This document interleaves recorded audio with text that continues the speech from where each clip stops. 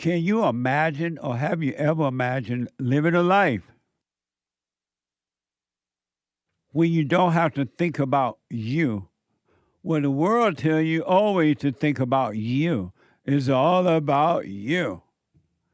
And you spend a lifetime thinking about you and never, never is happy. You never find peace.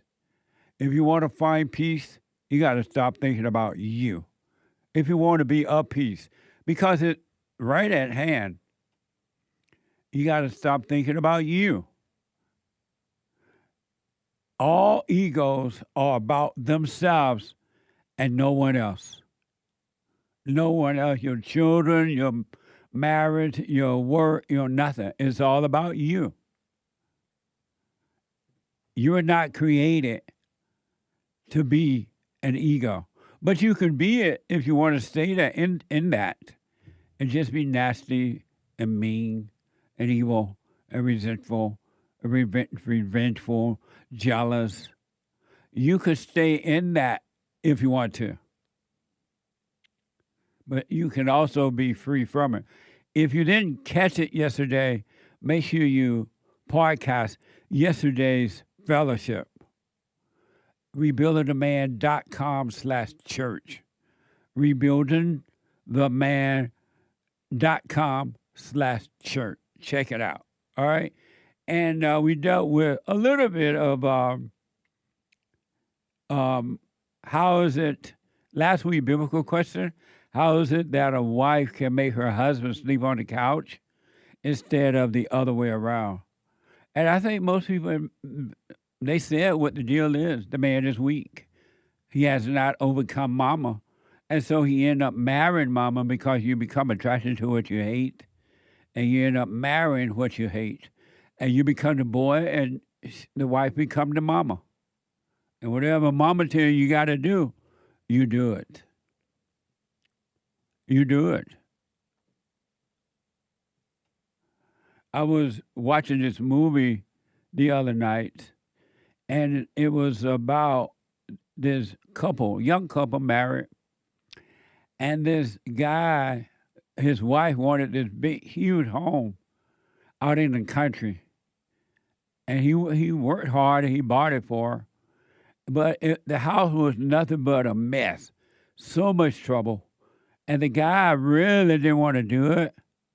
But he was always trying to please the wife. And things got, just went to hell in a handbasket. He was never doing what he thought or saw the right thing to do. He always listened to his wife. And every decision he made was wrong. And it just turned out horribly. They end up, just being destroyed. And I say that to say that if men and women don't really overcome the fallen state, the ego nature, your life is only going to get worse. It can't get better. It cannot, it ain't not, is not, won't not get better. Now you can deceive yourself and think that, well, it's going to get better because I'll get this, or I'll get that, or I'll do this, or I'll do that. You do those things and your life's still going to be miserable because you are not in control of your own life.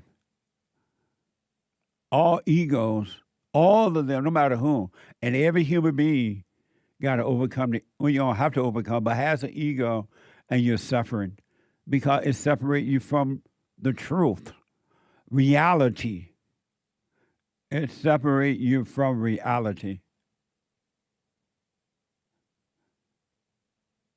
You're not living in reality when you're of the ego nature.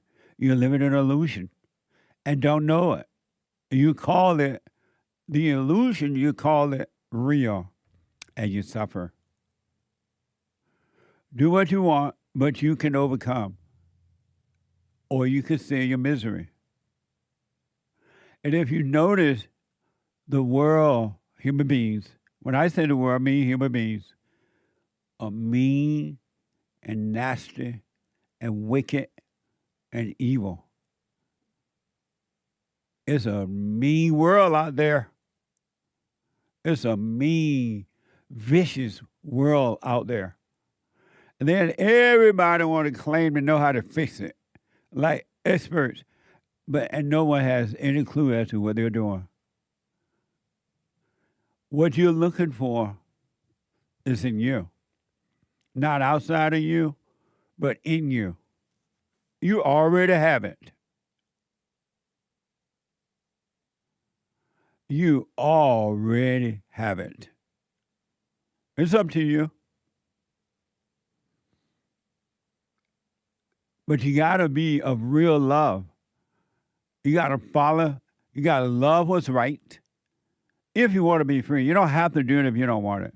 You can stay in your hell, and the Spirit of truth will leave you right in your hell. It'll let you die in your hell.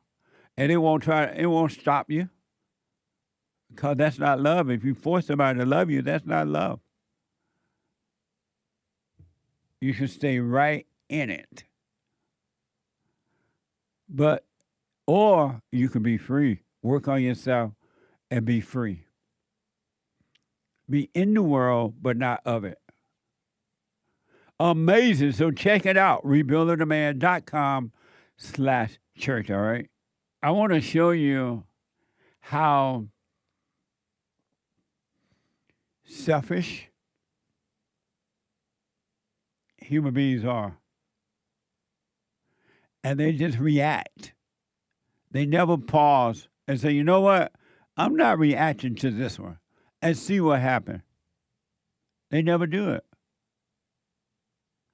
They want their ego pleasures, and they don't want to give up a minute of wait and see. And then they want you to feel sorry for them because they can't get their ego pleasures. Here's a mother of three. A mother of three says she's struggling with depression over rising gas prices. That doesn't even make sense. A mother of three says she's struggling with depression over rising gas prices and may have to quit her job.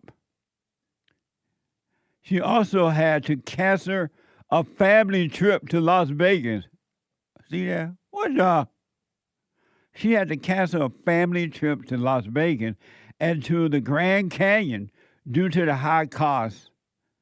Watch this from CBS News. When Kelly Sudavangsi hits the road, she knows just how much it costs to fill up her Toyota Corolla. It's around $25 to $30. How much does it cost now to fill your tank? I would say around $50. How does that affect your budget? It affects it a lot.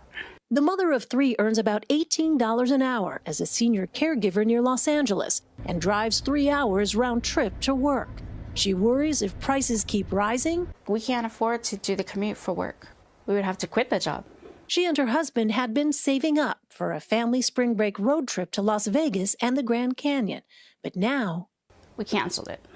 With gas being that high, I can't do the extra $200-300 that it's going to cost. what is this like for you? I'm depressed. I promised my kids stuff, and I hardly ever break my promises. This time around, I have to. It breaks my heart. Oh, a mess, huh? Oh, I feel so bad for you, lady. You're depressed because you can't go to Vegas, a Grand Canyon, and you promised your children that, and your heart is broken. How sad is that? What a mess. She doesn't want to make any sacrifices for anything but what she wants. The children reacted to this depressed, sad female because she can't go to Vegas or Grand Canyon. She might have to quit her job. How about if she didn't go to Vegas and Grand Canyon and wasted money on ego trips? Would she have to quit her job then? The children reacted to the canceled trip with one child saying, "Oh, it's okay," because it's okay because they could still travel to their grandmother's house nearby. Listen to the children. Watch this from CBS News. The disappointment hit Sudavangsi's kids hard. I was like, oh man. But I was very excited. Gas prices are, well, high. I mean, we could just like go to grandma's house. It's not really that far. Sudavangsi, who voted for President Trump, blames the war in Iran for higher gas costs. I believe in our president, okay? It's great that he wants to help another country, but it's not great when your homeland, your people, is having to suffer. How you suffering, lady? You can't go to Vegas. You got to make a sacrifice for a short period of time or however long, and you're suffering? And the boy, listen to your son. He like, no problem. We can go visit grandma nearby. Logical. The other kids are just spoiled too, like mama.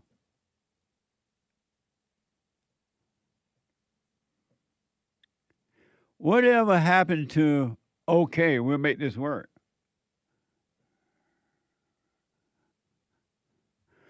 I'm wondering if she's blaming California for the high gas prices or the so-called war in Iran.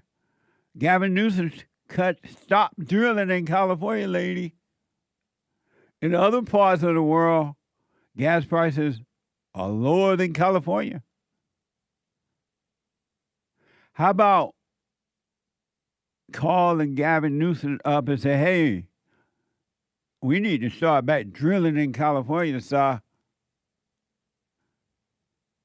I can't go to Vegas.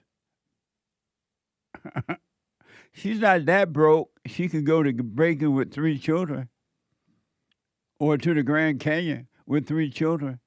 She ain't that broke or depressed. How you get depressed over something like that? I want to mention this. I don't know if I did already or if you've seen this or not from Fox and Friends. Fox News. Fox and Friends interviewed this early, quote-unquote, childhood director of the Temple Israel in Michigan. And that was the school where the, quote-unquote, a terrorist attack happened last week. And so they interviewed an early childhood director of Temple Israel in Michigan who opened up about her community trauma following Thursday's tragic target attack. She described feeling profound sadness, anger, and fear. This is a quote-unquote early childhood director. Watch this.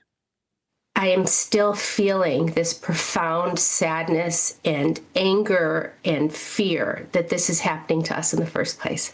With all of the love and all of the support, I'm not sure we could survive without that, but I am so angry and I am so sad that this is where we have to be and that the support even needs to be surrounding us because we're being targeted because somebody tried to kill our kids on Thursday.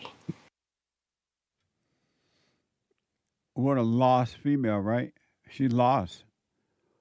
So sad, so emotional. And she is an early childhood director of Temple, Israel, Michigan. How is that going to help the children? A scared, sad, worried female is teaching them how they're going to grow up strong.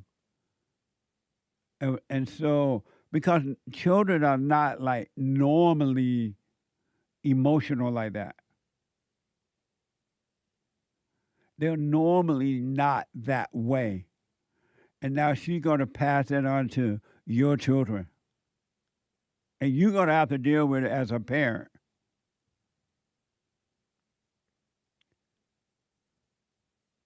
Her community.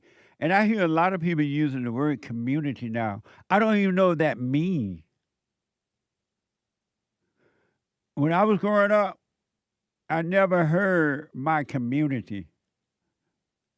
It was the people that lived down the road from me.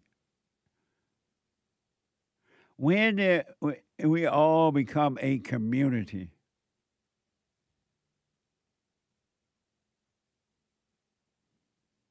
When?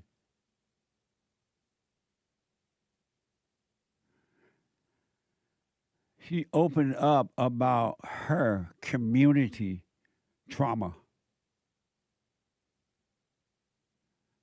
So what? She's feeling bad for the whole community? The whole neighborhood? Emotions? And they are so well pushed nowadays, it's not even funny because you allowed the women to take over. Women are emotional until they start to overcome it. And you can't overcome it, ladies. If you doubt me, you should watch Sunday service and visit the female meetings on the forum for ladies on the third Thursday night of the month. These ladies overcoming all that crappy emotion. They thought it was good too because they were told that a woman should be emotional. Emotions are evil. Emotion shows a sign of the lack of love. It doesn't show a sign of love. You've been lied to, ladies. And now the men are becoming emotional too. I'm so passionate, they say. Emotions are not good. Look how violent human beings are in their state of emotions. Look what happens to you when your mama or your grandmama tell you, I love you, baby, in an emotional way. If you don't say it back or you don't show it back, they go off on you. Because it's all ego, it's all wrong, it's about themselves. They don't love you.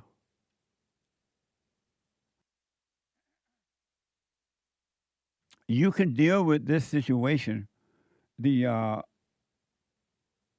alleged terrorist attack, without being emotional. As a matter of fact, it's better for the children if they see that the parents are not emotional, but dealing with issues with love. And love is not an emotional thing. Why do you think your marriages are not working? Because you're in love. And if you don't get that love back, you go crazy. Because that's not love. It's sad that human beings are calling evil good and good evil. They think that if you're not into emotions, something wrong with you. Even though in their emotional state, they're unhappy. A so-called early childhood director at a church, Temple Israel in Michigan, teaching that to your children.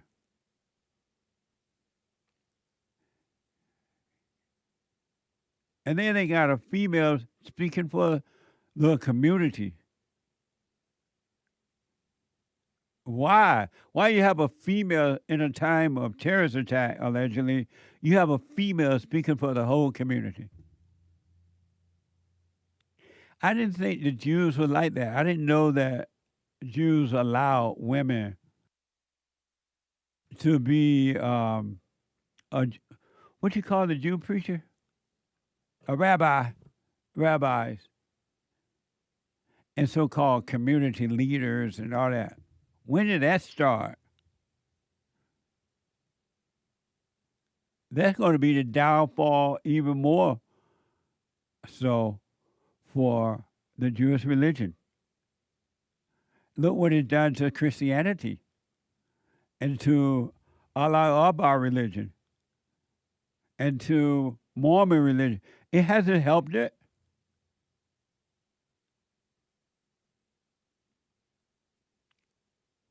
Emotions, whether good or bad, are just a thrill. And human beings love thrills. Who would I be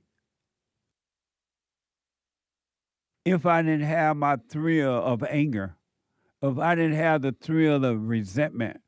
Or if I didn't have the thrill of judgment? Or if I didn't have the thrill of fear? Who would I be if I didn't have my thrills?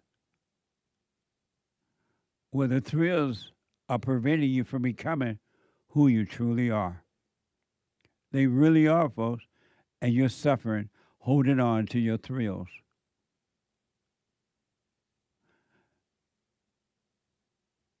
According to Google AI, women were first formally ordained as rabbis in the modern era starting in 1972 in the Reform movement. That's according to AI. I mean to Google AI. What a mess. It's only going to get worse. They got female rabbis. Can you believe that? They have female representing their community. Where are the men? Where are the men? And if you remember, if not, I'll inform you, none of the disciples were women. None of them. Because Christ understood and knew the order. He understood and knew the order of God and Christ, Christ and man, man over woman.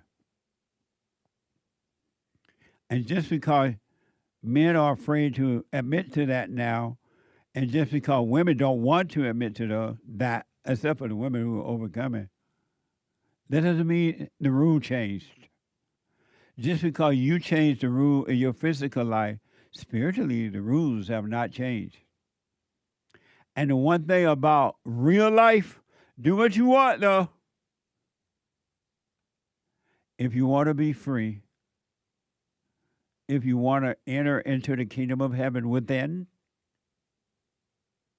you got to love God, reality, with all your heart, soul, and might, and your neighbor as yourself. You got to pick up your cross, your ego, and follow Christ. Ain't nothing else going to work but that.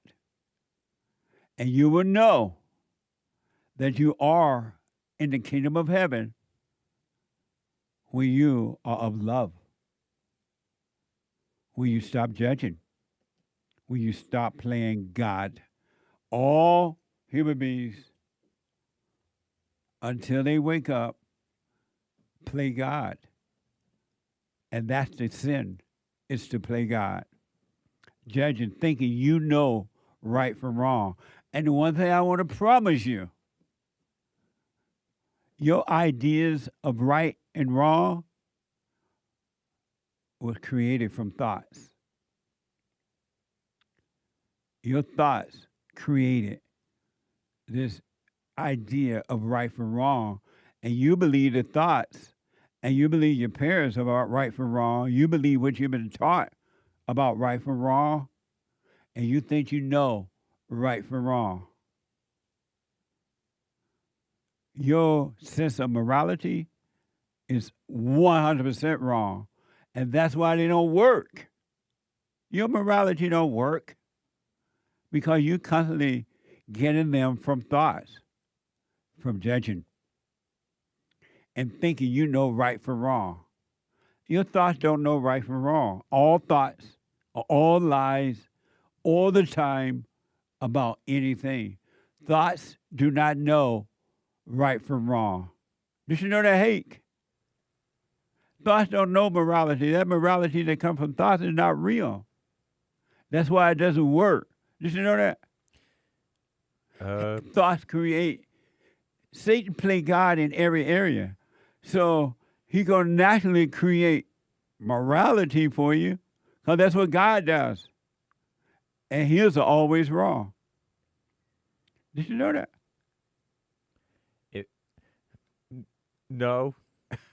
It makes sense, though. It does. Yeah. Thought create morality.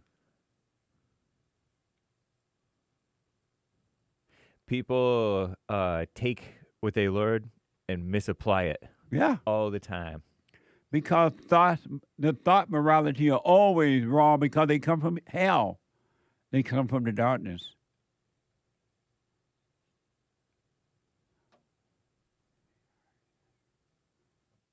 Isn't that amazing?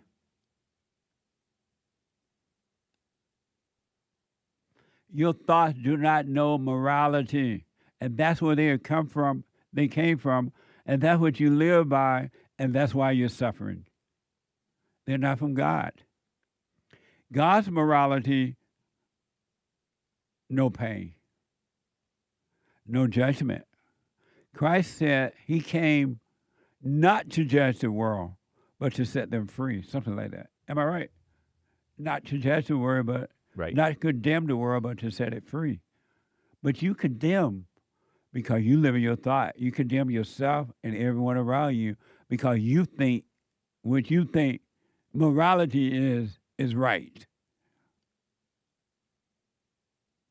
And it's not.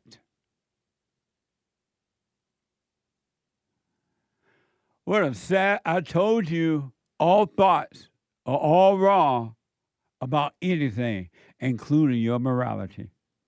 Thought morality is wrong. In reflecting again,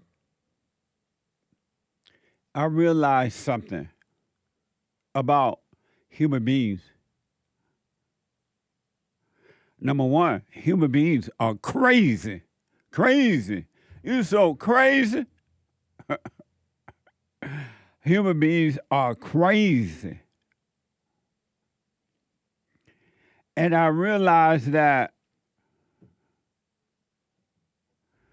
human beings, men and women, male, females, do not want to be without problems.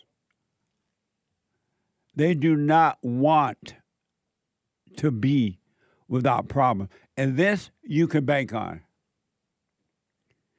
Who will I be? What will my day be? How will my life be if I didn't have problems? And they won't even stop and find out what would life be if they didn't have problems. You already have a problem today, and the day just got started. How many worries have you had already? How many bouts of fear have you experienced already? And your day is just beginning. Well, in some parts of the world, you're on a new day, already Wednesday.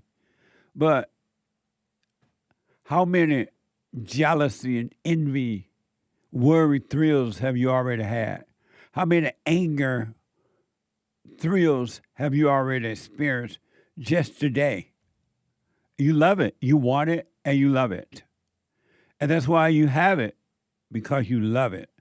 You don't want a life without problems. You think you won't be anyone if you didn't have problems. I got to have problems to solve.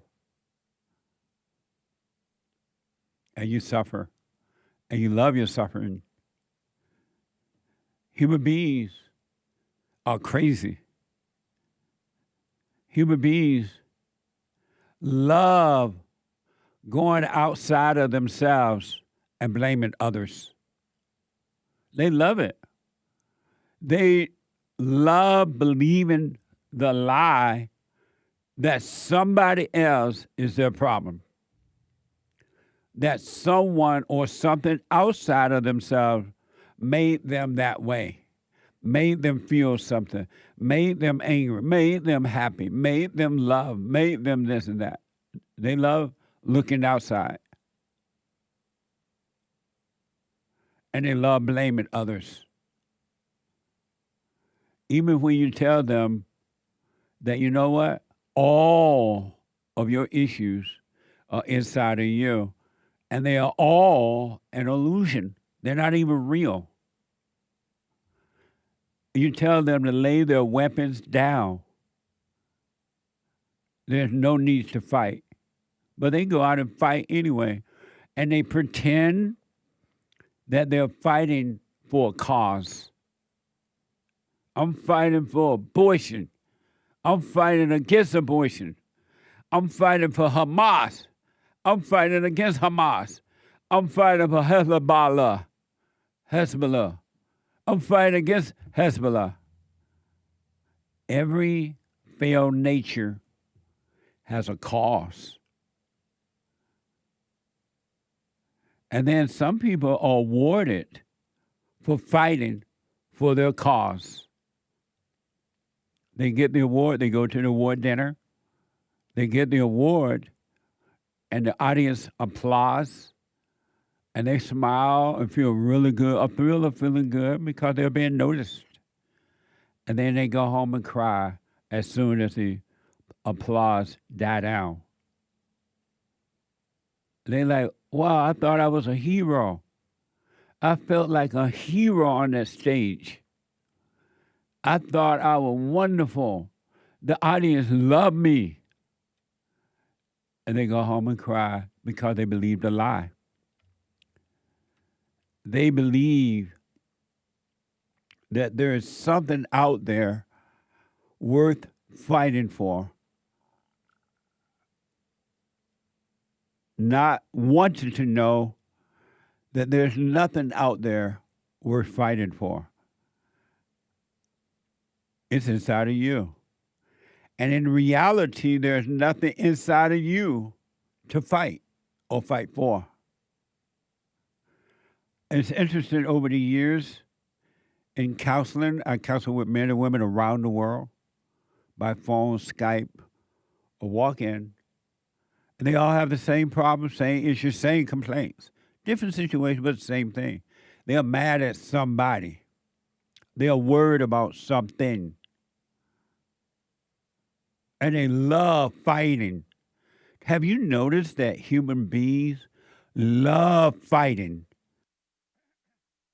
They love the thrill of arguing and going after someone or people. Who would I be if I didn't have my thrills? They say.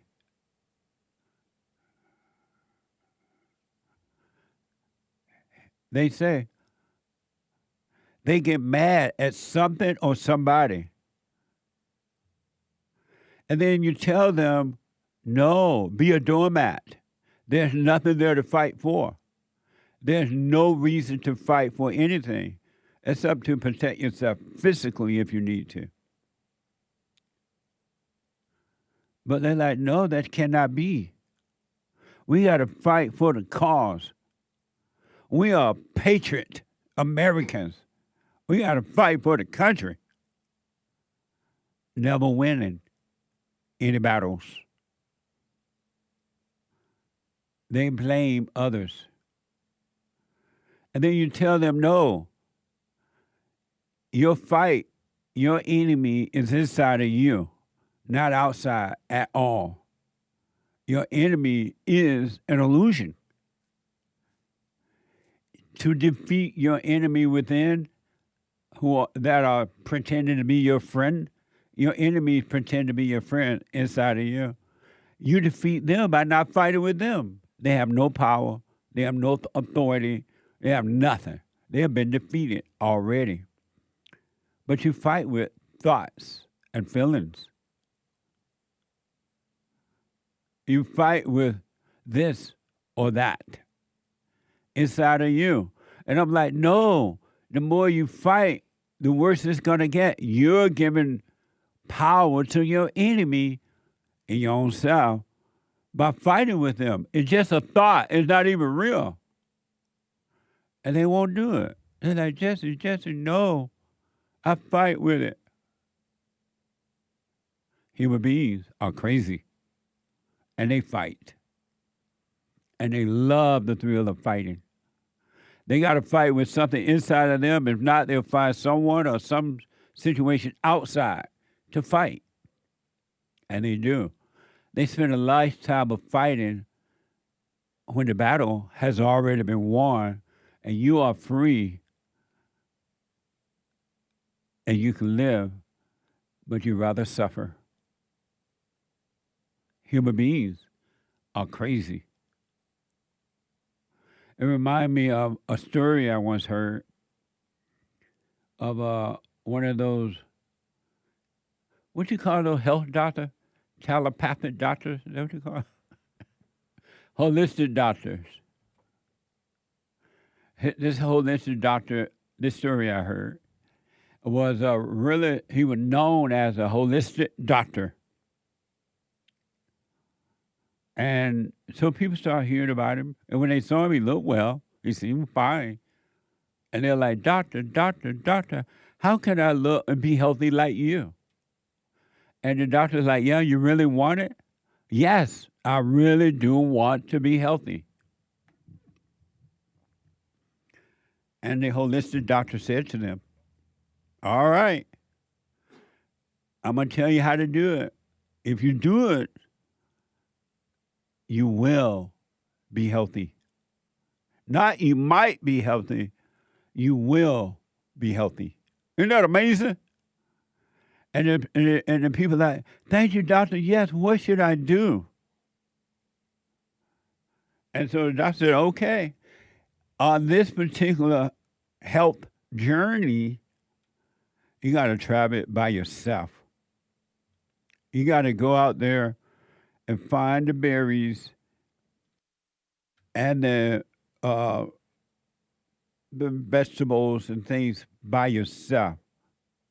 You cannot take anyone with you on this journey. You must travel by yourself.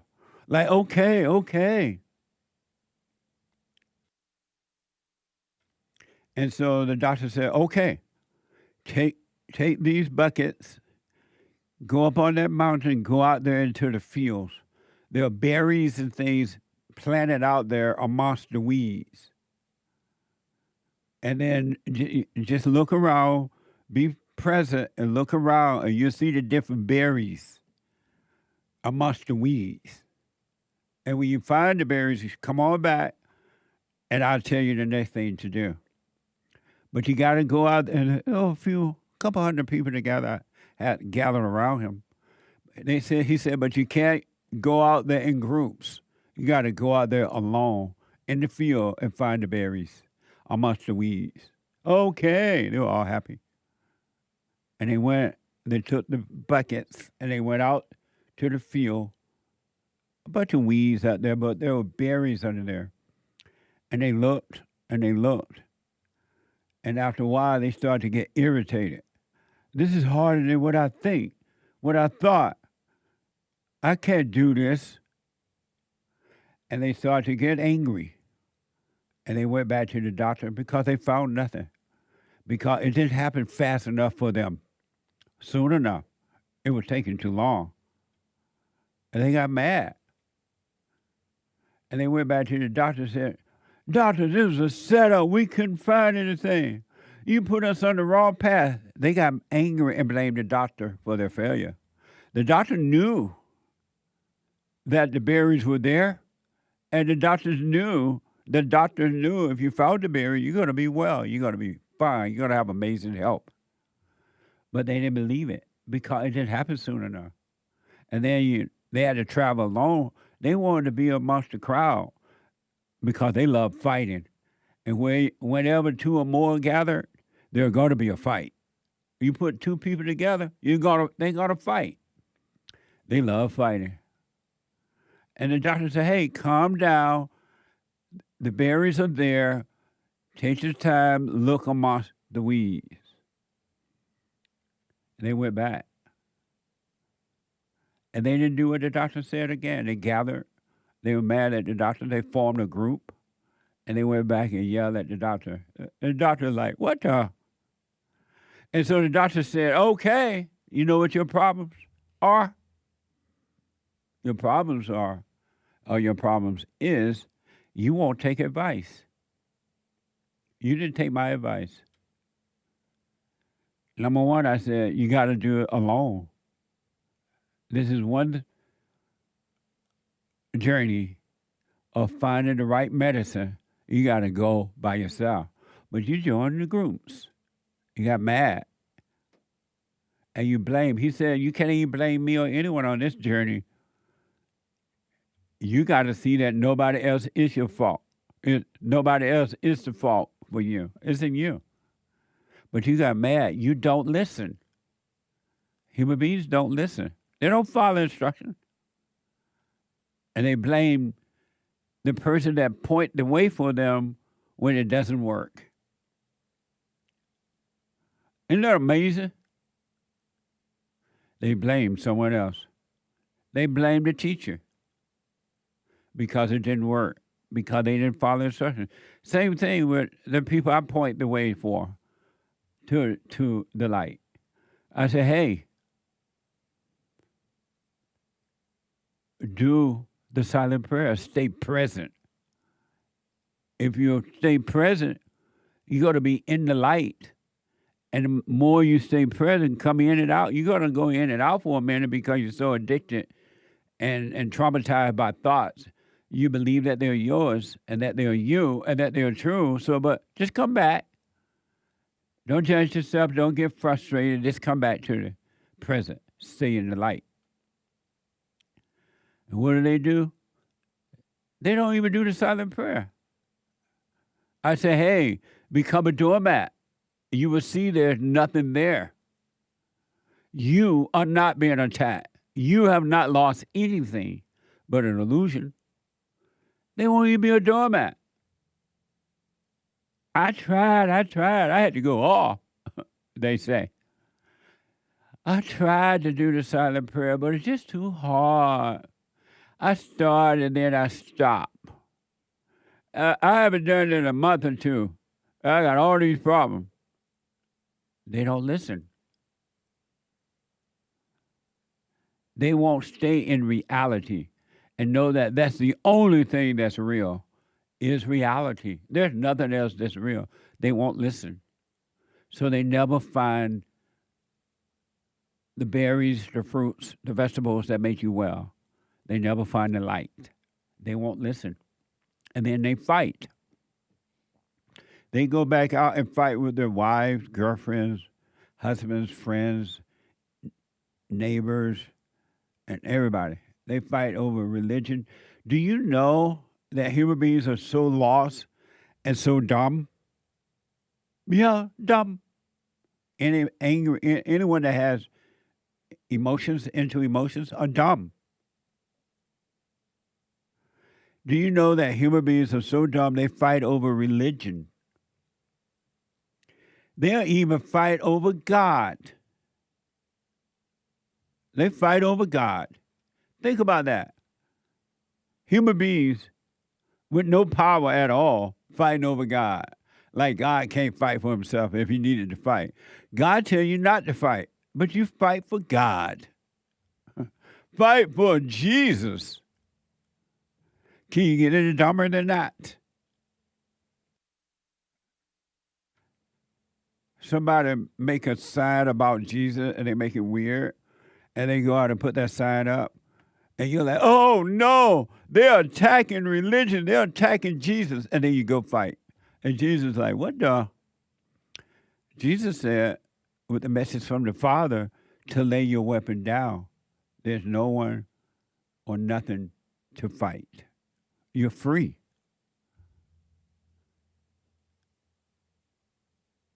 You're in prison. And Jesus said, you know what I did for you? I hid the key that will unlock the door under your meal plate. When the workers, the lunch people bring your lunch to you, the key to unlock the door is under the plate. You never look under there. And you stay in prison for a lifetime. And then finally one day, you're like, let me look under this plate and see what Jesus was talking about. And you look and you find the key that would unlock the cell door. And you're like, oh, my Lord, I spent a lifetime in prison. What the? I didn't listen to Jesus. You don't listen to the thing that will make you free. You don't listen to, don't judge. but to love God with all your heart, soul, and might, and your neighbor and your enemy as yourself. Love your enemy. Because if you don't, what you're doing to your enemy or your neighbor or both, you're doing it to God. The way you're treating your neighbor is the way you're treating yourself and God. You want to listen to that? Love is the answer, not emotional love. Emotional love is a sign that something's wrong with you. You haven't found the answer. But you won't listen. I tell you all the time, it's inside of you. It's not outside of you. Stop looking on the outside. And you go and look on the outside. Never finding what you're looking for. You're not going to find it in people, places, or things, or physical, material things, or nothing. It's in you. And it's spiritual. What a sad way to live, right? Fighting because you've been deceived by evil that you should fight. Who will I be if I don't fight? What kind of life would I have if I don't fight? If I let people just walk all over me, you say. Not knowing that there's no you to walk all over. You literally think that there's a you. Can you get any dumber than that? You literally don't know. It's just a thought that tells you that there's a you. It's just a thought. And I tell you and suggest to you, practice being present so you can catch the thought before it comes into your conscious self and deceive you. But you won't stay in the light, so you never see the darkness until you start feeling the emotion. Then when the emotion comes, you overreact. And that's what the darkness want you to do. Because the more you overreact, the more you think that there's a you. Because you're reacting, you're feeling the pain in your body, and you're calling it you. You don't have to suffer, but you want to. I don't care what you've done, when you did it, how you did it. It was never you. There's no one to fight. Inside of you or outside of you. If you become aware of the thought, you will eventually see. And it'll be painful because, oh, God, this hurt. How it hurt. When will it end? I've been doing this for so long. The pain is too great. But if you stay with it and just catch those little thoughts like that, eventually you will see it was just a thought. That was never me. It was a thought. There's no me. It was never me feeling the pain. It was an illusion. The pain was in my body, but I'm not the pain. I'm not the fear. I'm not the worry. I'm not the jealousy. I'm not the envy. I'm not the resent, all that mess, whatever. Suicidal thoughts and all that mess. It's not you. You have decided to choose death over life. And you always speak death into your life. You never speak life into your life. You speak death. I'm angry. I'm lost. I'm sad. I'm sick. I'm poor. I'm rich. I'm black. I'm white. I'm male. I'm female. I'm this. I'm that. You speaking death into your own life. Life and death is in the power of the tongue. Where will you speak life into your life? All is well on earth as it is in heaven. I don't need to look for love. I have love. I'm of love. Love and I are one. One with the love, and the love is one with me. I already have it, so I don't need it from you or anyone else. Why don't you speak life into your life? You speak death. You say you need love. You say I'm lonely. Speaking death into your own life.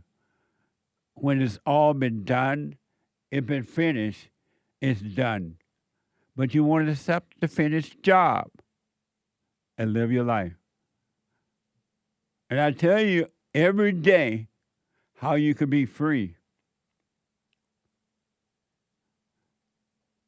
And you reject it. in the same way that they rejected Christ. Life and death is in the power of the tongue. When you speak of those things about your false self, you're speaking death.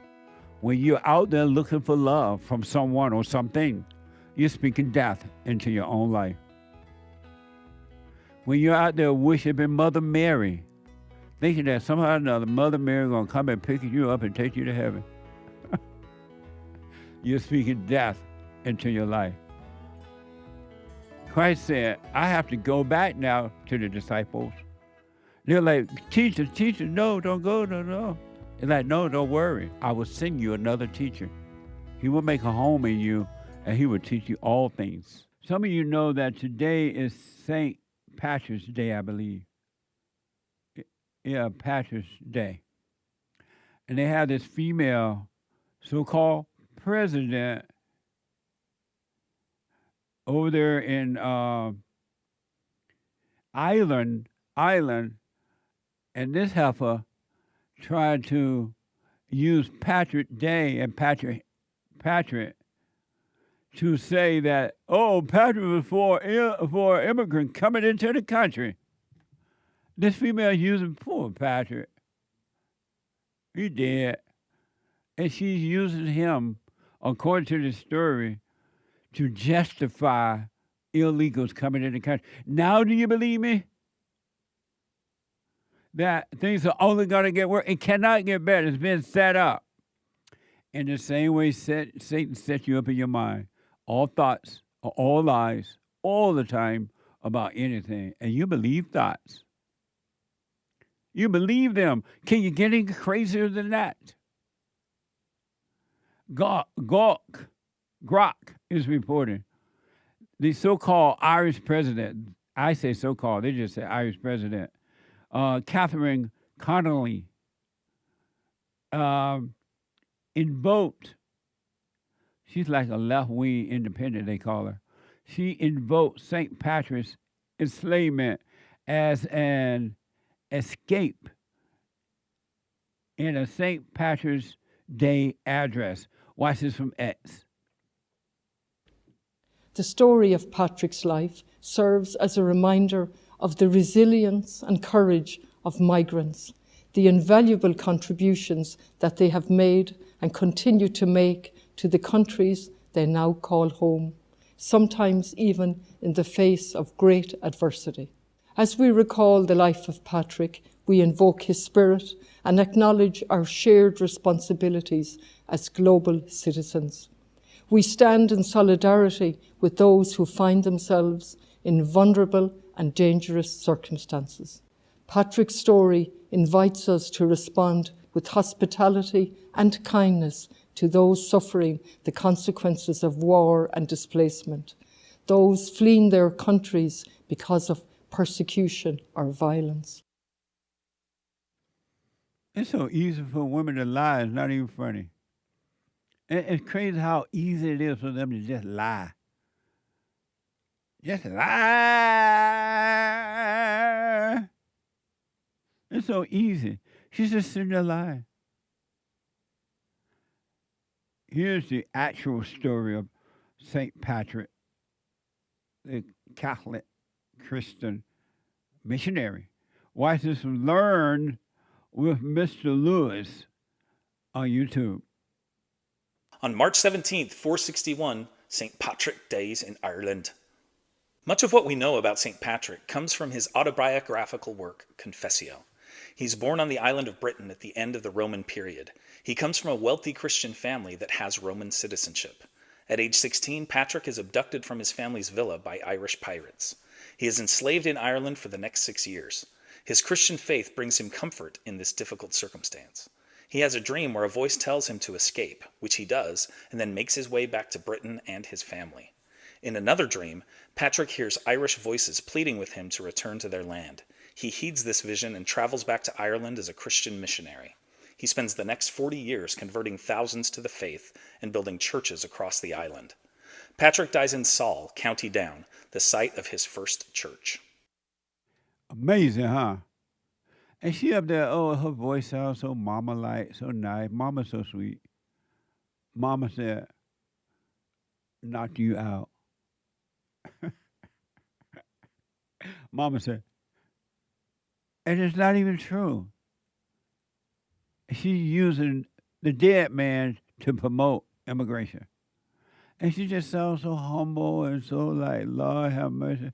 Don't mess with mama. And just lying. Your life feels uncertain to you. It feels like something is just else you need to do to make it work. And what you've done and are doing is never enough. It just feels like something else you got to do. It feels so uncertain. Isn't that amazing?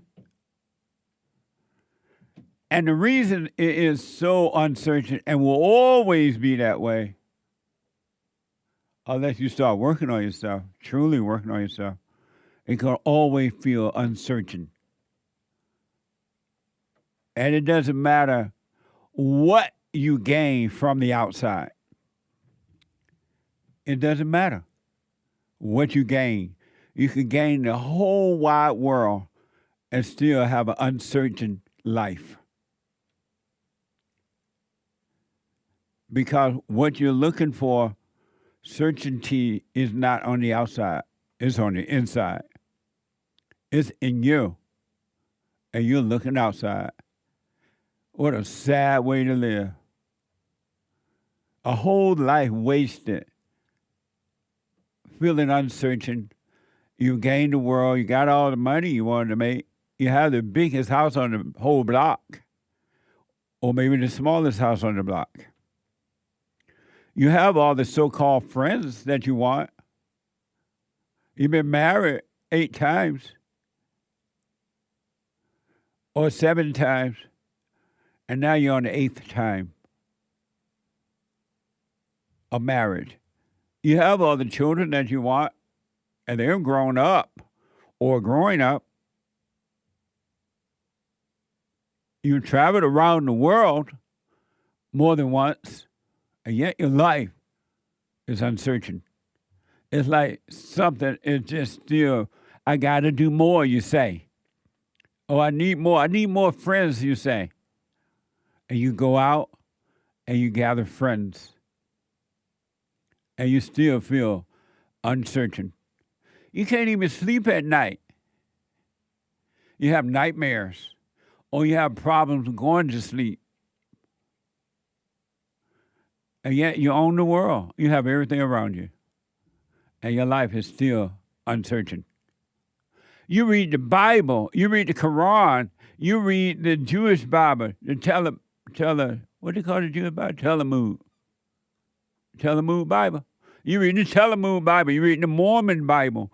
You go to college and you have degrees up to yang, and your life is still uncertain. And it doesn't matter the color, male or female. Your life is still uncertain. Isn't that amazing? What a horrible way to live. You still have fear. You have fear of losing what you've gotten or gained. Whether it's so-called friendship, relationships, whatever location you live in, now you have fear of losing it. Your life is uncertain. Your life is not being built on a solid foundation. It's being built on sand. It's being built on sand. You have everything you want out there, from out there, and you're still angry, you're still vicious, you're still nasty, you're still judgmental, you're still wicked, you're still afraid, you're still resentful, and uncertain in life. And you're like, what can I do? I need more, you say. And there's only one thing you need to make your life certain without your effort. You and I, no one can make their lives feel searching, or be searching. There's going to always be unsearching feelings in you as long as you're trying to make your life work. You can't do it. You cannot make your life work. It will always be built on sand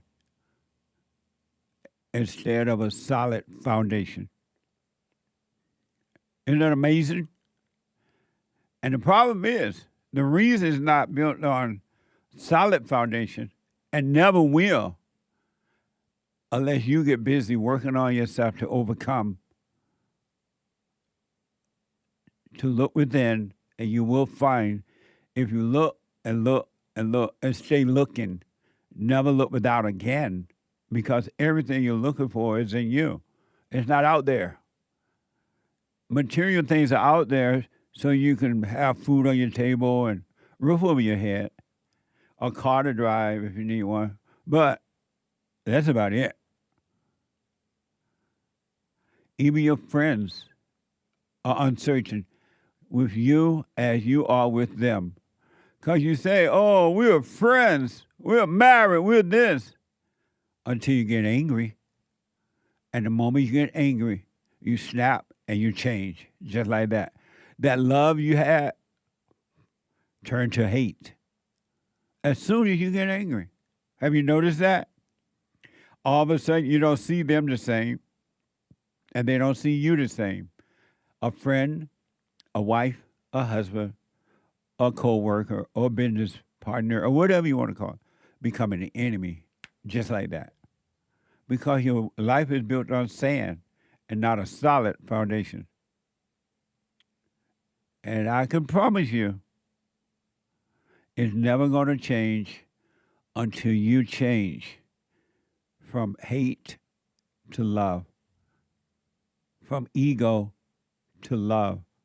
You will always look for love and never find it until you become of love. You got to be love in order to love.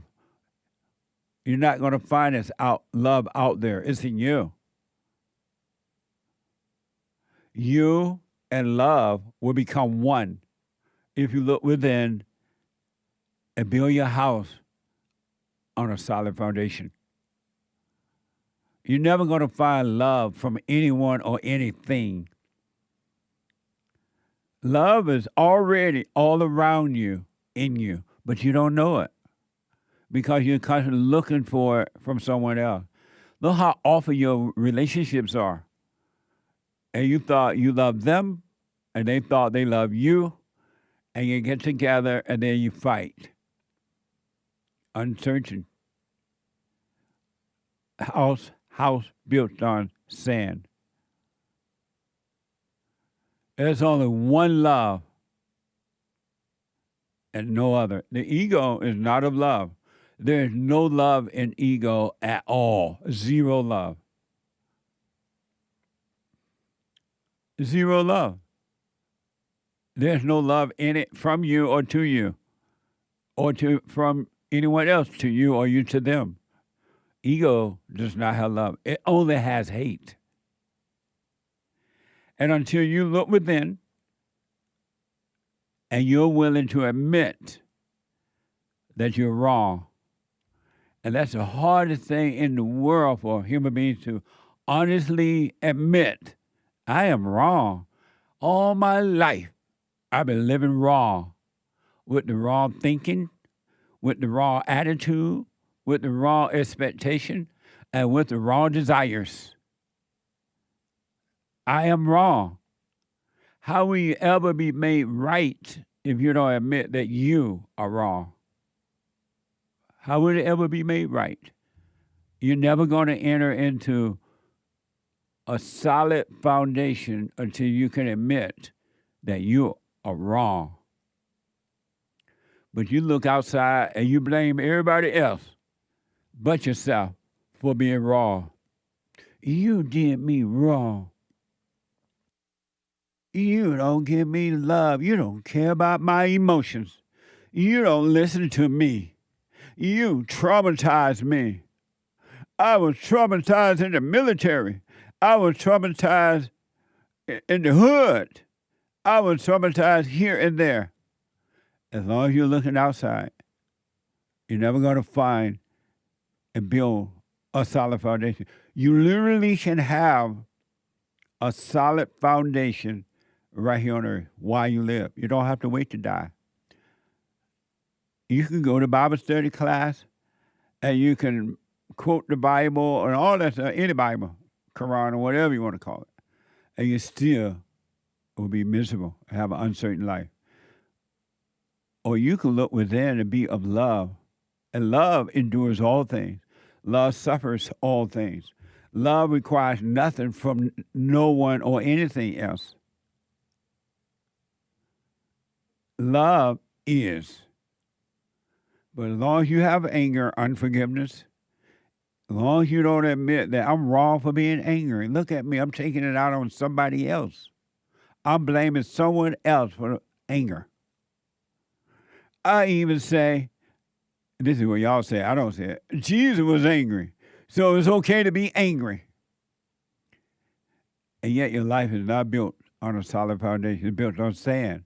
Your life is so uncertain because you have accepted the lie that anger, resentment, judgment is good. You've accepted that. And as long as you call evil good and good evil, your house will always be, your life will always be built on sinking sand. Ain't no way around it. You have no love.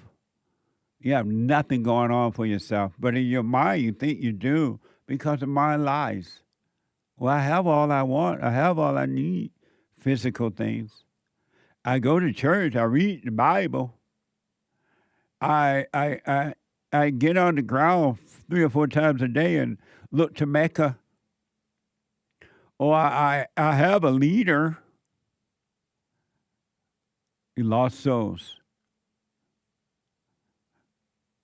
And your house is built on sand. I dress nice, you say. I wear nice clothes. I'm invited to parties and events. I go to football games and I hoop and holler. I go to the church and I worship Mother Mary because I know Mother Mary is waiting up there praying for me to take my soul to Jesus. And your house is still built on sand. I listen to the Pope. I listen to the Jewish rabbis, and your house is still built on sand. All that you're looking for, you already have it. It's already in you. You're just looking in all the wrong places. Even when the Spirit of truth tell you, don't look out there. When they tell you to look here, they tell you to look yonder, don't do it. Look within. The kingdom of heaven is within. A solid foundation is within. But you look on the outside anyway. You look for love, and you never find it. You never find it. Oh, yeah, you meet each other, you're all nice and smiley, and you give to each other material things, and you call it love.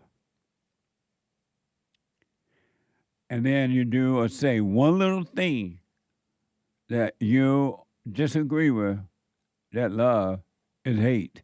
Because it was always hate. It was never love. You're like, why don't my marriage work? I try with my marriage, I do everything I can. I try to please him or her, you say. Everything I do for them, it doesn't seem to be enough. You poor fool. You should never try to please another person. Your house is built on sand. You have no love. Love only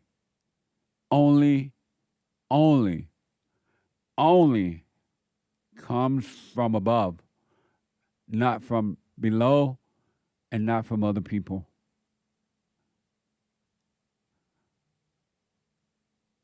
What a sad way to live and waste a life. A life given to you by the source that created everything, including you. And you won't even accept the love from the source that created you. You accept it from the ego, evil. You accept it from others, which is not love anyway, but you want to accept it from the source. Forgive, and you shall be forgiven. Forgive me as I forgive others. Let it be done on earth as it is in heaven. You pray that prayer, you don't even know what, you don't even recognize what you're saying. It's just a learned prayer. Just like learning scriptures or just learning scriptures and you have no love. Judgmental, jealous, vicious, mean, nasty, and wicked. And then you put on a front that you have love. Woe unto the human being that call anger love. And you even say, oh, my nature, I'm fine, but my nature. What the? What the? You are not your thoughts. You are not your emotions. You're not your body. And if you notice with the emotions, they warn you that you've gotten into a thought. You've gone into ego. You've gone into darkness. You go into a thought and you're not aware you're doing it, immediately you get emotion, become emotional. So-called good emotion or bad emotion. But the thought, the emotion is the alarm that something is going on. It's like when you walk into your home and your alarm system is on, right? If you don't turn it off right away or in time, it goes off. Ding, ding, ding, ding, ding, right? And let you know something's wrong, something's wrong. That's what the thoughts are telling, emotions are telling you, that something is wrong. Your house is on fire. Wake up. The emotions are telling you that. Because if you didn't have the alarm, the emotions, the alarm couldn't go off. There would be no alarm to go off. You can live life without thinking. You never have to think about being lonely. You never have to think about not having love or looking for love. You never have to think about tomorrow or yesterday or what has happened or will happen. You never have to think about anything because you have it all. You have perfect love. And in love, there is no thinking. When you're doing your little practical thinking about food, making breakfast, or whatever you're doing, that's practical thinking. When you got the meal, you don't need to think about the meal anymore. Well, some of you do because you use food to escape, to forget, and not to remember. But in real life, there is no thinking. It's living. Life, you were created to live, not to think about living. What a sad way to live. But that's you have decided that's what you want, and you have a right to live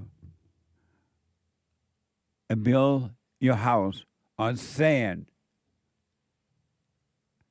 Or you have a right to live and build your house, meaning your life, on a solid foundation. What you see out there in the world is in you.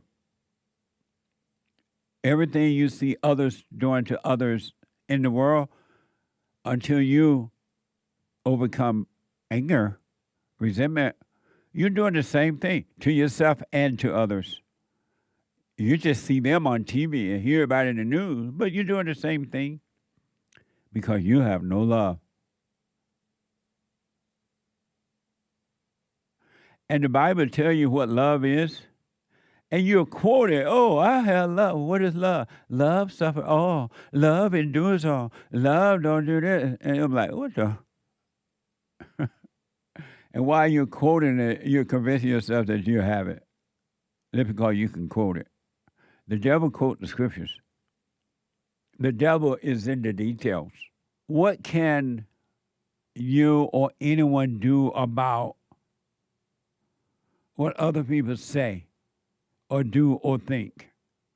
When did society become so weak and pathetic that you complain about what someone says and now they trying to do something to protect you, your ego, your feeling, because they're not protecting you at all.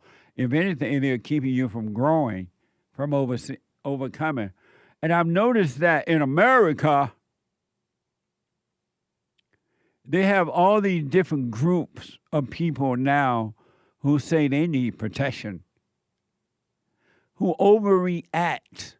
And it's so crazy. Human beings are crazy. That is mind-blowing to me.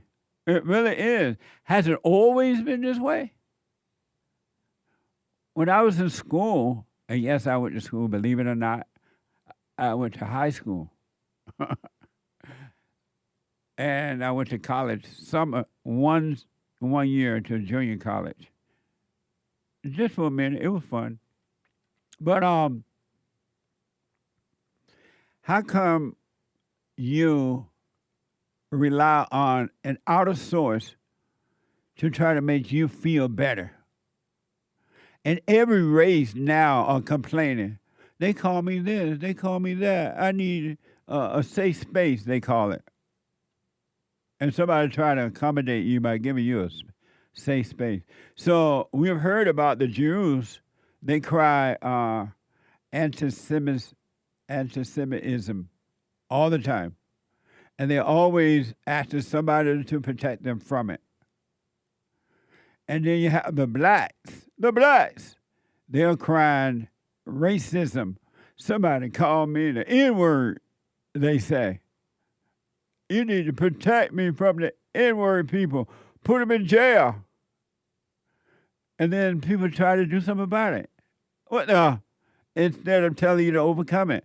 And then you have the Mexicans. Oh, they're discriminating against me because of my color. And then you have the Rasa and all them saying that they're protecting you. And the Japanese, everybody wants protection. Why do you want protection from your false self? And who can protect you from it when there's no you? Why not be happy and count it all joy when you're feeling the pain? Tribulations work as patience in your life. Why not be glad to see that your false self, the ego, is feeling pain because what someone else said or think or feel about you? Don't you know there's something wrong with that? And no one can protect you from that. You got to overcome the illusion of self. There is no you. And likewise, there's no one there to protect. As we talked about in the fellowship service, and here too, become a doormat. Let the ego be a doormat. Count it all joy when the ego is feeling the pain. Tribulations will work in patience in your life. Why are you protecting that? Are you that blind that you don't know that you're not your thoughts and your feelings, the so-called good ones or bad ones? Or would you rather hold on to them and suffer unnecessarily?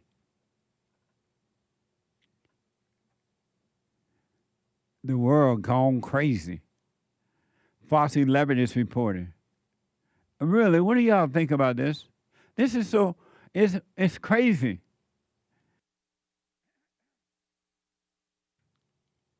Anyone who tries to protect you from your ego pain is your enemy. It's not your friend. I don't care if it's your mama, your daddy. Most of the time, fathers don't do it unless they're beta. Beta father, beta daddy. They tell you, the fathers do, unless they're a beta daddy, they listen to their wives or the mother of the kids and they can't help it because they're afraid of her. But they tell you, hey, go back out there. Why are you crying? What you crying for?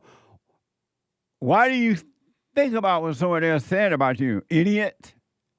That's what they used to say in the good old days. But now they pat you. Oh, baby, come on, we'll protect you. Oh, baby, I feel your pain. Fox 11 is reporting. Students at Pomona College says multiple racist incidents have occurred on campus, including allegations involving athletes and a faculty member using the racial slur. Watch this from Fox 11. Allegations of rampant racism on the Pomona College campus in Claremont. Students say several athletes have repeatedly said the N-word and have not faced consequences for it. The school's Black Student Union calling out the administration's lack of response on social media. We are truly disgusted by how Pomona has been handling these cases of overt racism. Students tell us they received an email from the school last week. There were so many allegations of this happening. And then also that they were telling everyone essentially like that a faculty member had done it. A professor is accused of saying the N-word. Like if it's just something that's verbatimly being said without it being a part of what we're learning, it would concern me a little bit, yeah.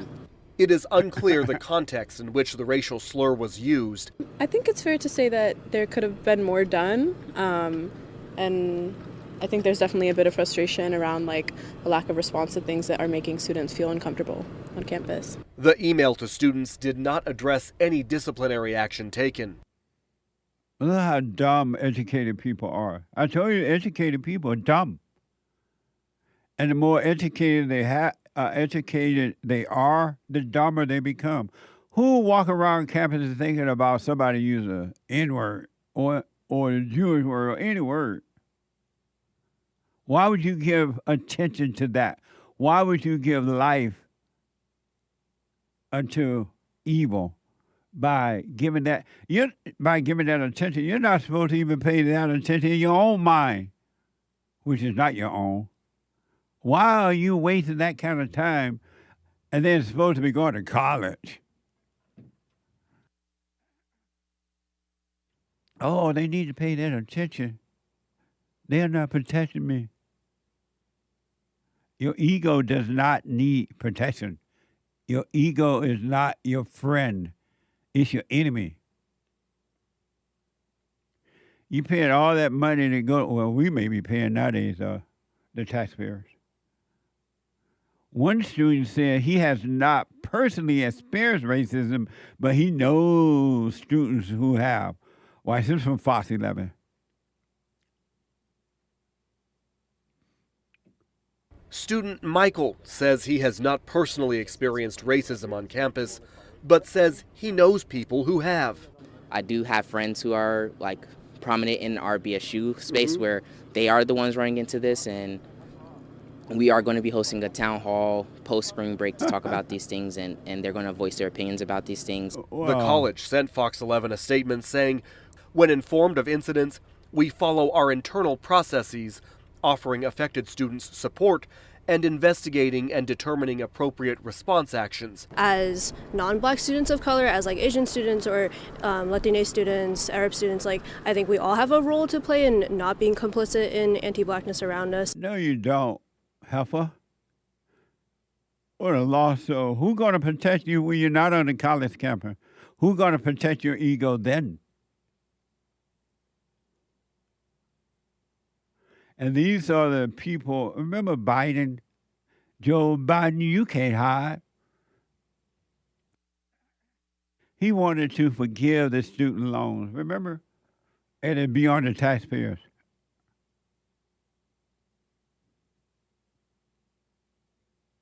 Remember that?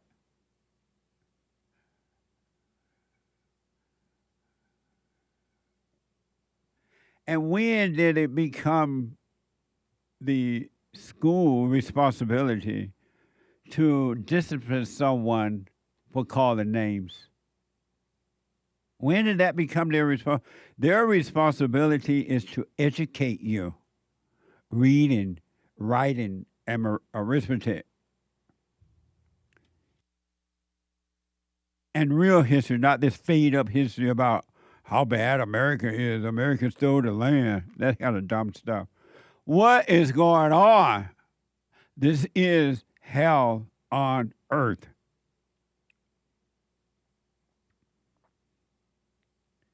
And it's going to get worse.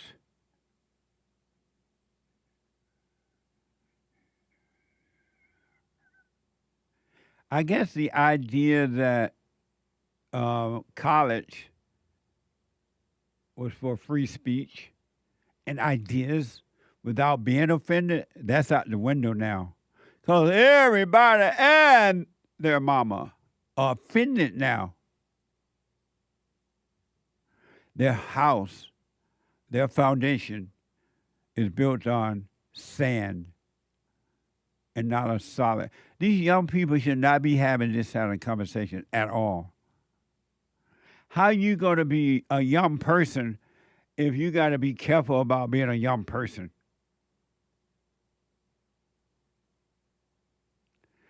It used to be fun being young. Remember? You didn't worry about it. You laugh at the name calling. And now you want to be protected. Everybody needs to watch out and be protected. This is hell on earth.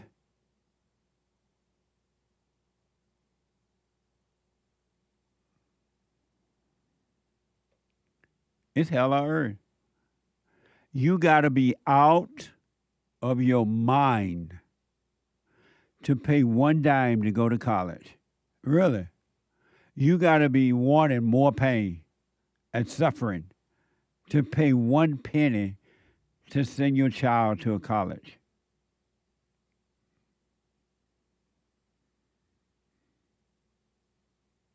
Really? Grandpa, tell me about the good old days. Yesterday, I recorded a couple episodes of the Fallen State, brand new episode. They'll be coming up as time goes by.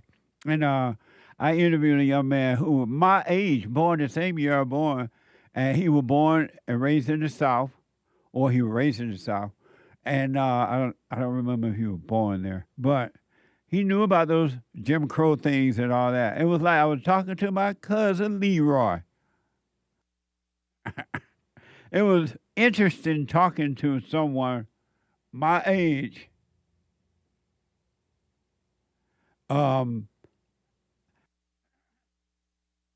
about the Jim Crow time. And he understood, like, and we didn't agree on everything, of course, but he understood it's been a setup. Hakens asked me, why you call him young man? He your age, my age. Don't be jealous, Hake. What the?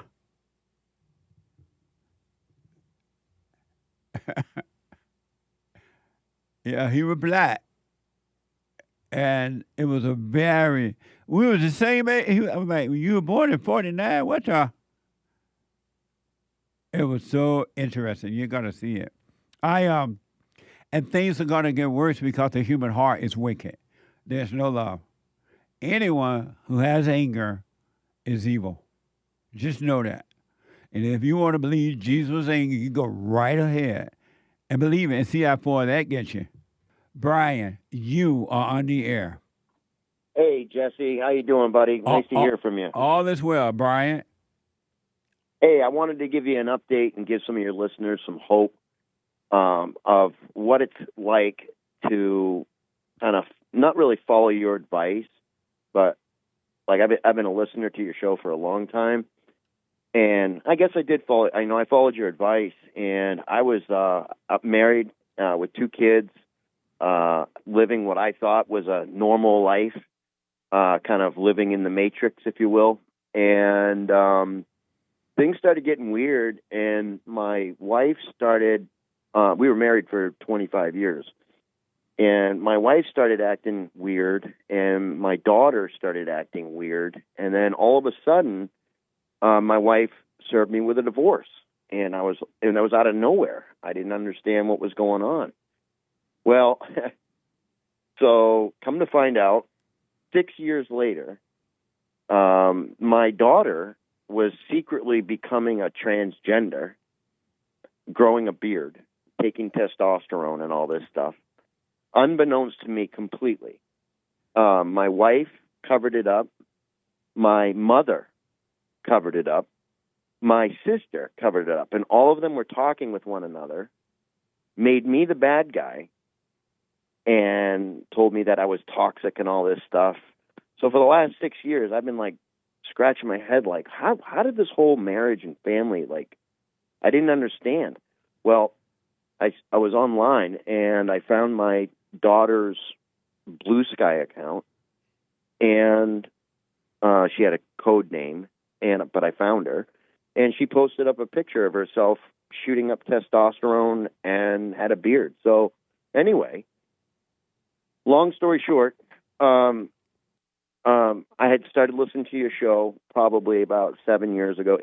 I've met you in person when you came to Florida at a conference. And,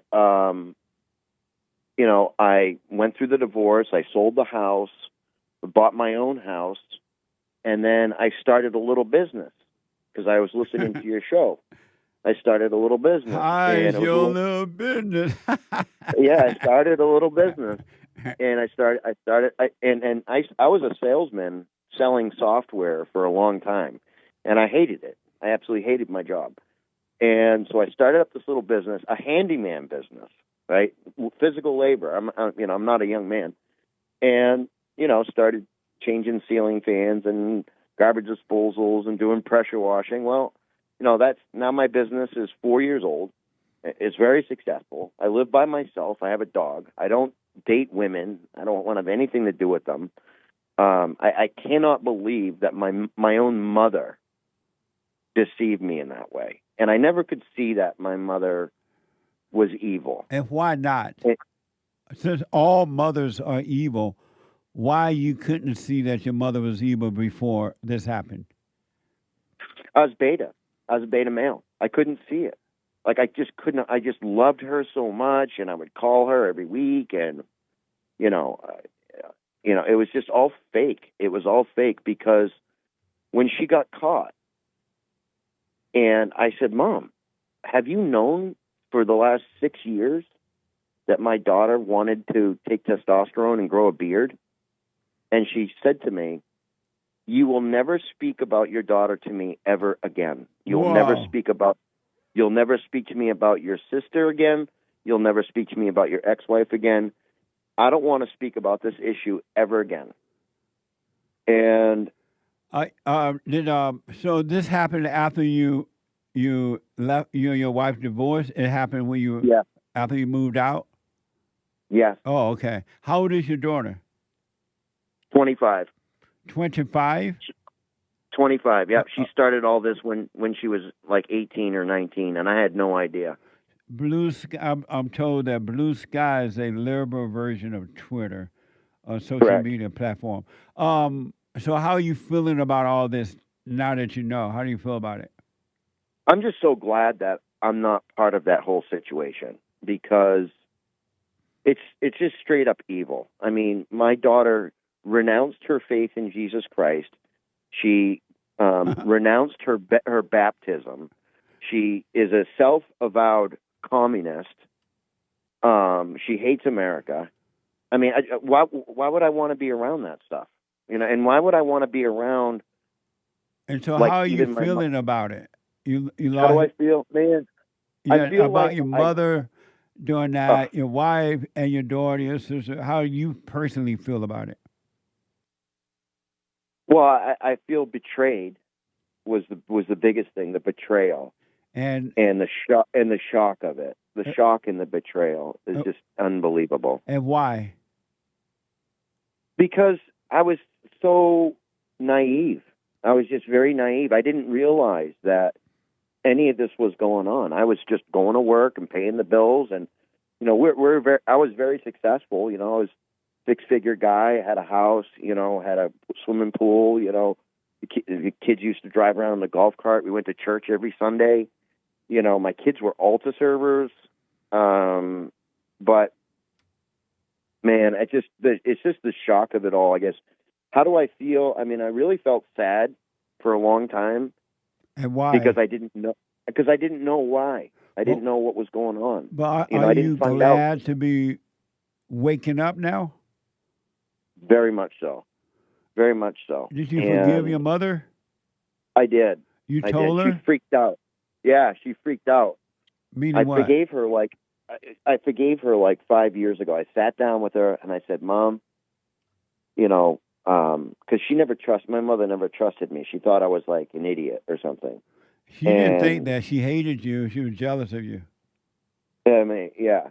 So she, she basically, my father had his own company, and she discouraged my father from hiring me or my brother, but my sister worked for my father. Like, my brother and I weren't allowed to be a part of the family business, but my sister was, because my whole house was ruled by my mother. Yeah, I my could ask, father why was, did your father let her control him like that and tell you he to was a tell beta. him He was a that beta. his own son can't work for him? He's a beta. My father, but he was a great, he was very charming and charismatic, but he was a beta male. Like, he bowed to my mother. My mother ruled, and so. And what did she say when you forgave her? She freaked out. Like, she screamed and yelled, and she ran out of the house, and how dare you? I've done so much for you, and all this stuff. And she flipped out. And in the last text message that I sent her, which basically caused a breakup, if you want. I'm not talking to my mother anymore. My text to her was, so what you're saying is that you've helped conspire with my ex-wife and my sister and my daughter to hide my transgender daughter's identity, to hide it from me. And then 6 years later, when she's got a beard and she is a communist and she's renounced her faith in Christ and all this mess, you don't want to talk about it anymore? You just want to no accountability for anything? You just want to say, I don't want to talk about this anymore? I go, are you being real? And Brian, she said, don't ever call me again. No. When you forgave her a couple of years ago, why did you keep communicating with her after that? She's 82, and... But just because she's 82 doesn't mean that she has love. No, 82-year-old persons, if they're not overcome evil, they're still evil. Why would you still communicate with an evil person like that, knowing that? I would say that it had to do with honoring my mother and father. That's not honoring. That's weakness. That's not honoring. You're not honor means forgive them and be done. You don't put yourself in harm's way deliberately by evil, and you knew your mother was evil, and you still communicated with her, and then you got all these excuses why you've done it. That's straight out of hell. Yeah. No, I every time that I communicated with her, it was always a mess. Every single time. So why do you stop, though?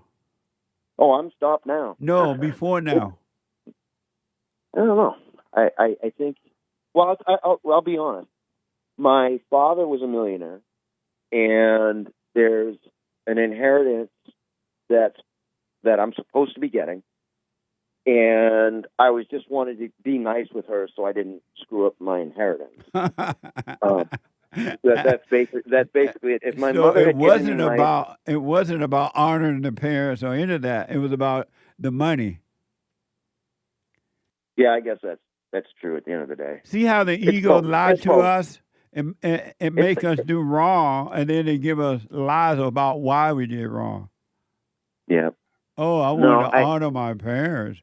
I want to do this. When it's really about the money. Yeah, somebody asked me once, if my mother had given me my inheritance now, would I ever talk to her again? This was years ago. And I said, if my mother gave me my inheritance now, I probably would never talk to her ever again. Oh, Isn't that funny? yeah. It's funny. But Yeah. but at this point, when I found But out let me that, just say that this. she Let me hit just it, say this. yeah. But don't forget the point you're trying to make. But that's the problem with all human beings, except for those who are starting to wake up and do it. We, as human beings, cannot be honest with ourselves. We won't be honest with ourselves, and because we won't be honest, we can't be made free. But for the man or the woman who can be honest with themselves, then freedom will happen. It will come. It was about the money. It's not like you try to be honor your parents. It wasn't about anything else but the money. And as soon as you can be honest about that, the freer you become. True. Yeah. Well, I after I realized that she had conspired to hide this whole thing from me, right? And because I just found out 6 weeks ago, I saw her, and how I found out is I saw a picture of my daughter with a 3-inch beard, like a beard, dude, like 3-inch, like I don't understand, like I didn't even know people could do that. Like she literally has a beard longer than mine, and she's 4'10". She's 4'10" with a beard, and it is funny. Man. Once I realized how evil my mother had been, I didn't care about the inheritance. And you know what it really reminded me of is how Jesus says, like, you ever seen a bird go hungry? I care more about you than birds. Like, don't worry about it. You're going to be fine. Yeah. And it's just more trust in God for my future. I'm 55, and I don't have a retirement or anything like that. I was devastated by the divorce financially, and I had to start over at 50 years old with nothing. Like, what? I wouldn't say with nothing. I had a down payment for a house, but that's it. Let me ask you this because of time, and I want to get to some more calls here.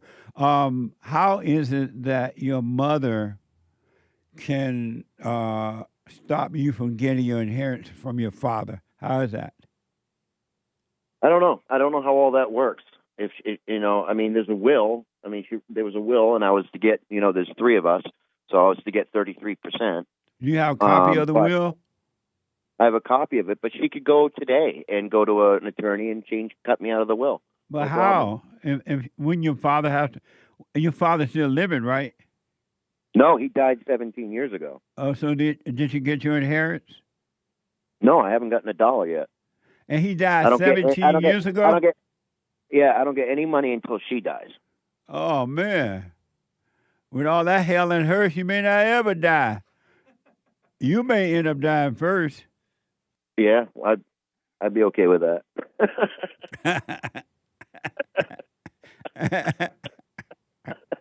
But I just wanted to give some hope to the guys out there that are going through messy divorces. I cannot tell you the number of men around the world that I counsel with and are counseling with that their mothers have turned on them in this or similar ways. It is so common that it's not even funny. I don't think the world understands the depths of the evil of a woman's heart and what she would do to her own children for her own ego gratification. Mothers do not love their children. It's all about them. It's never about the kids. And even with your daughter, your mother don't love your daughter. It's all about her ego gratification. Unbelievable. She has no love for anyone. Absolutely amazing. Mothers don't love children. It's all about the mother. It's never about the child. Well, I just want to give guys hope that you can break away. You can be by yourself. You can start a business. You can do it. But you've got to do the silent prayer. You've got to forgive.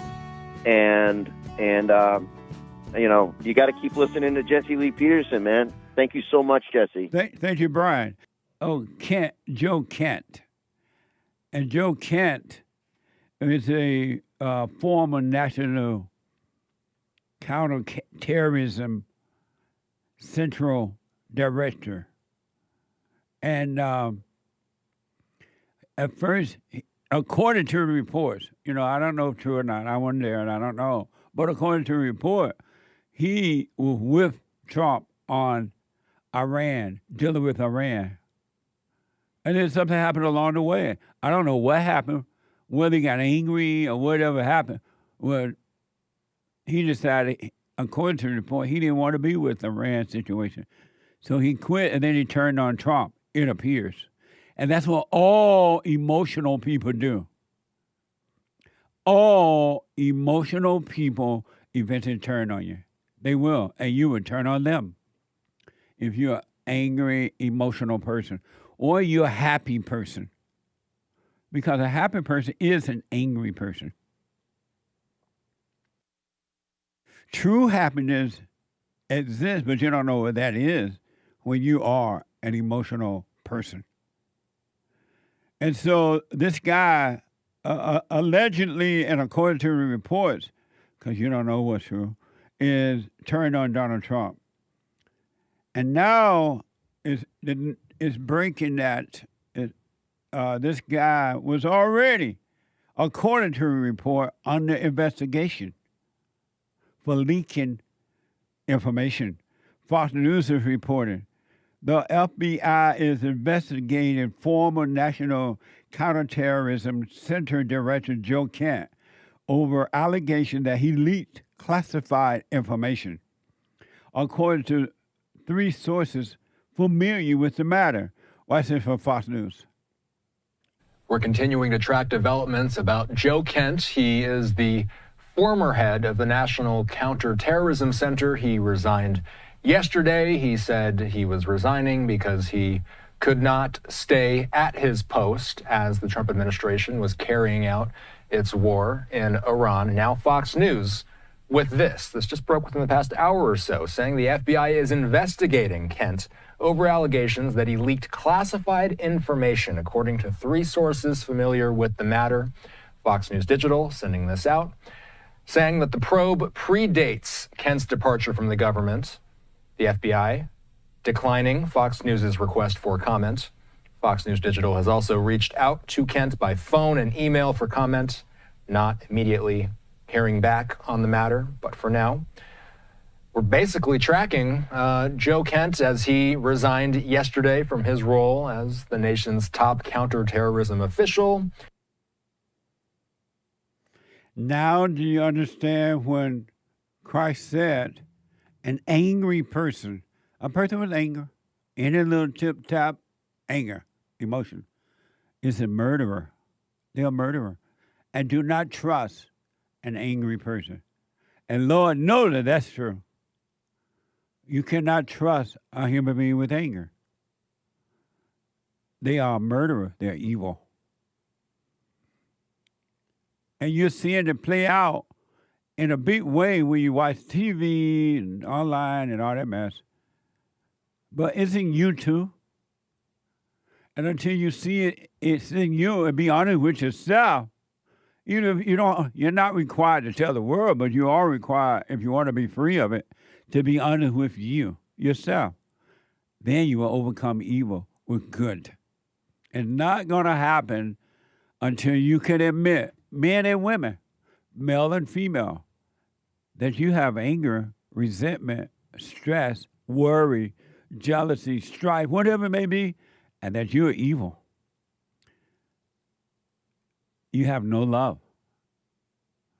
And so apparently, and again, we don't know what's true nowadays, especially nowadays, but apparently this guy was already under investigation for leaking information.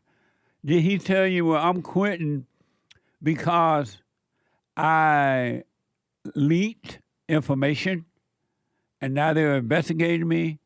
Or they think that I leaked information, they're investigating me? Why didn't you just say that? If he got to go out and tell the world what's going on with him. Because you're not required to tell anyone. You don't owe any human being on the planet any response. But you love responding because that's another thrill. Amazing, huh? And so he apparently, and according to the report, he was supposed to be resigning because he's not in support of going after Iran. Well, according to the Independent, the president said, what the? He's not for Iran, going after Iran? What the? Well, the Independent is reporting that President Donald Trump posted a 2020 tweet from Joe Kent on Truth Social, in which the now former director argued in favor of attacking Iran. Watch this from Truth Social. This is from Donald Trump's Truth Social, and he posted just that. It reads, Joe Kent's tweet from 2020, @real Donald Trump. We should not sit and wait for the next attack. Wipe Iran's ballistic capability out and get our troops out of Iraq. They are only targets now. No U.S. wounded in action / killed in action is a tribute to the professionalism of our military and intel professionals, not Iranian restraint. Amazing. You cannot trust an angry person. And most human beings, old and young, whatever color you might be, male and females, believe that anger is good. Jesus was angry, they say. And the atheists believe in it. Everybody believes in anger. Can you get any crazier than that? Have you noticed that when you're angry, you shake? If anger is good, why are you shaking when you're mad? Why do you tremble when you're mad? Or when you feel good, why are you shaking? Why are you trembling? If emotions are good. You've been lied to. I was lied to that emotions were good. Well, I wasn't lied to that about it growing up. I only started hearing after I moved to California, and the female started telling the males to be angry. Angry is good because they were angry. And they started teaching that. I was like, what the? And you can see that they are unhappy, and they shake, and they tremble when they're mad. And then they cry. If anger and emotions were good, why are you shaking like an earthquake when you're emotional in any form? Do you ever ask yourself that? Why don't you learn within yourself what's going on for yourself? It's in you to know. Look within. And so, both experts here on the Jesse Lee Peterson Show. Morning. Good morning. Morning. I'll start with you first, Anchor Baby. Have you ever felt or experienced uncertainty? Yes. He bowing his head. He like nodding. Nodding on the Let me radio. say it audibly. Nodding yes. Let me say it in the mic. Speak with from the chest. So you have experienced uncertainty? Give me an example. I keep nodding my head. I'm looking at him. He going, what does that feel like to you? What does uncertainty feel like? Yeah, like I got to do something because I don't know what to do right now. And it's like an itch you got to scratch, but worse because you can't scratch it and you don't know what to do. So you got to cry or do stuff. Have you ever experienced uncertainty ache? Yes. And what's that feeling? Sometimes it's worse than others, but and sometimes it's not bad at all. The bad kind of uncertainty feels shaky, like you're on, like you don't know what's gonna happen or something. I don't know. It's not funny, Jesse. And the fine kind of uncertainty is just fine with it. shake. Right. Amazing. And when you feel uncertainty, Anchor Baby, what do you normally do about it?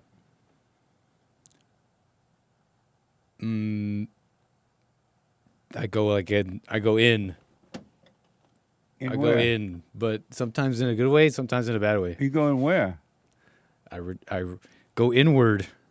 Whoa. And do what? Whoa. I mean, inward.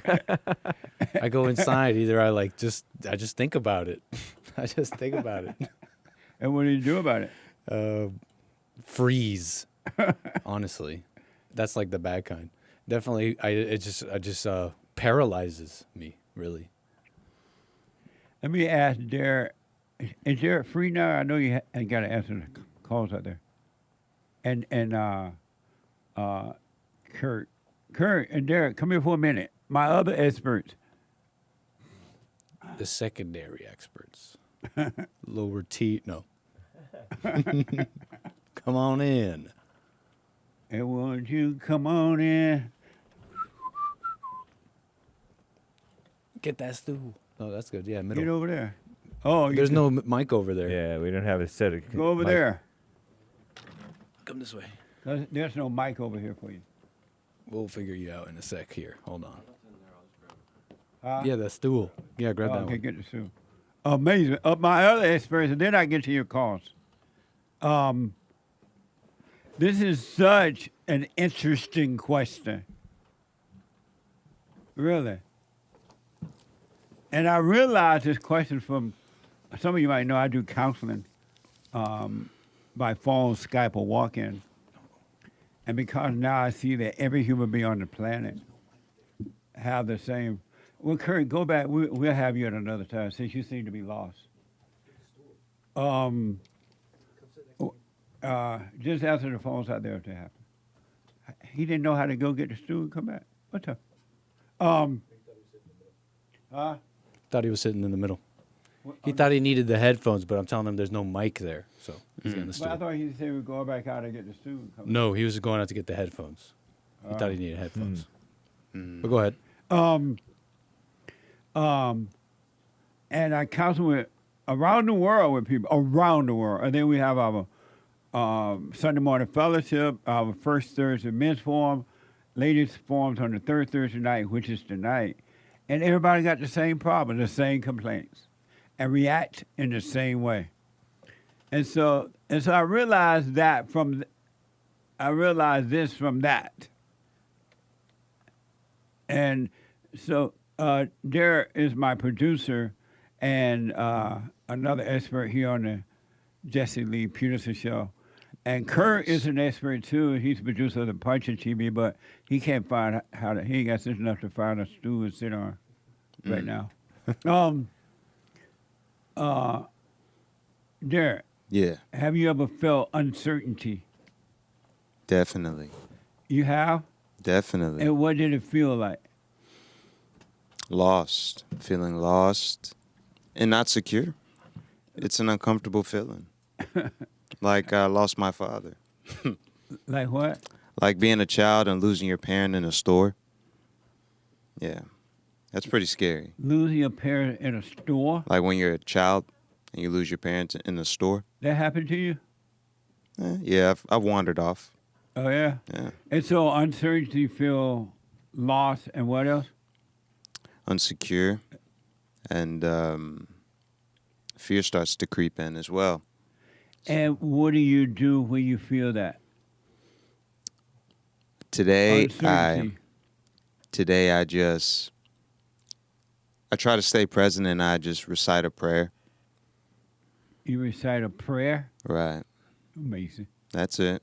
And, just focus on that emotion and where it's at in your body, if it's in your stomach, if you're in your head somewhere, you just kind of see it. Kirk, have you ever felt... Kirk is an expert and the producer of the Jesse Lee Peterson show, Punchy TV. Kirk, have you ever experienced uncertainty? Yeah. And what did it feel like? I was just stuck, frozen, kind of hesitant. You're stuck in your thoughts, and then it's like you can't do anything because I don't know, your thoughts like freeze you when you're uncertain. You can't make a decision. And almost. so what do you normally do when that happens, when uncertainty comes? Well, now I just sit there and try to be present of the thoughts, I guess, or do nothing about it. Yeah. And what's that like for you? I mean, it passes, and then you move on. Amazing. And then, and what you normally do with it? When I'm uncertain like that, I was saying that it paralyzes me, honestly. And when if I'm feeling all those things we were talking about, I'm trying to remember what I was saying, but right. It paralyzes me. It has me, honestly, it has me thinking, if I don't really pay attention, I'll make up a story. You know what? Let's be real. It can get crazy. It can get totally evil. I can make up stories in my head. Yeah. Yeah. And Let's get real. And do you try to solve it, whatever the uncertain feeling is or about? Do you try to solve the situation? Sometimes, and I gotta say that I've had I've learned about that, over the years, and despite that, it's funny how it creeps up on you, and you don't realize, oh, I'm doing something about it, and I've made up a thing that I need to do something about. Yeah. But yeah, it's helped a lot to know that I'm holding on to something that's not even real, sand going through my hands. I can let it go, but even now, I'll find myself, wow, I'm trying to fix something again. Amazing. And do you ever try to solve the feeling of uncertainty when it comes and you hate? Yeah. By doing what? Praying or something. And when you pray, what do you say? That's not funny. That's good. I don't necessarily pray out loud. You know how you just resort to whatever you think that you know to do. And does that help? Sometimes. In what way? In that you're supposed to be present anyway. Right. And so that being present helps. What will happen when you pray? What do you say, Derek, when uncertainty comes? I just say a quick Jesus prayer. Like what? What's a Jesus prayer?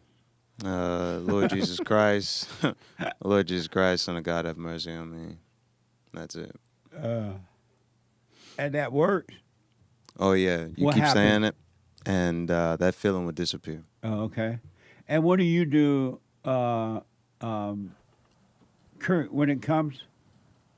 When uncertainty comes? Yeah. Do you ever try to solve it? Yeah. By doing what?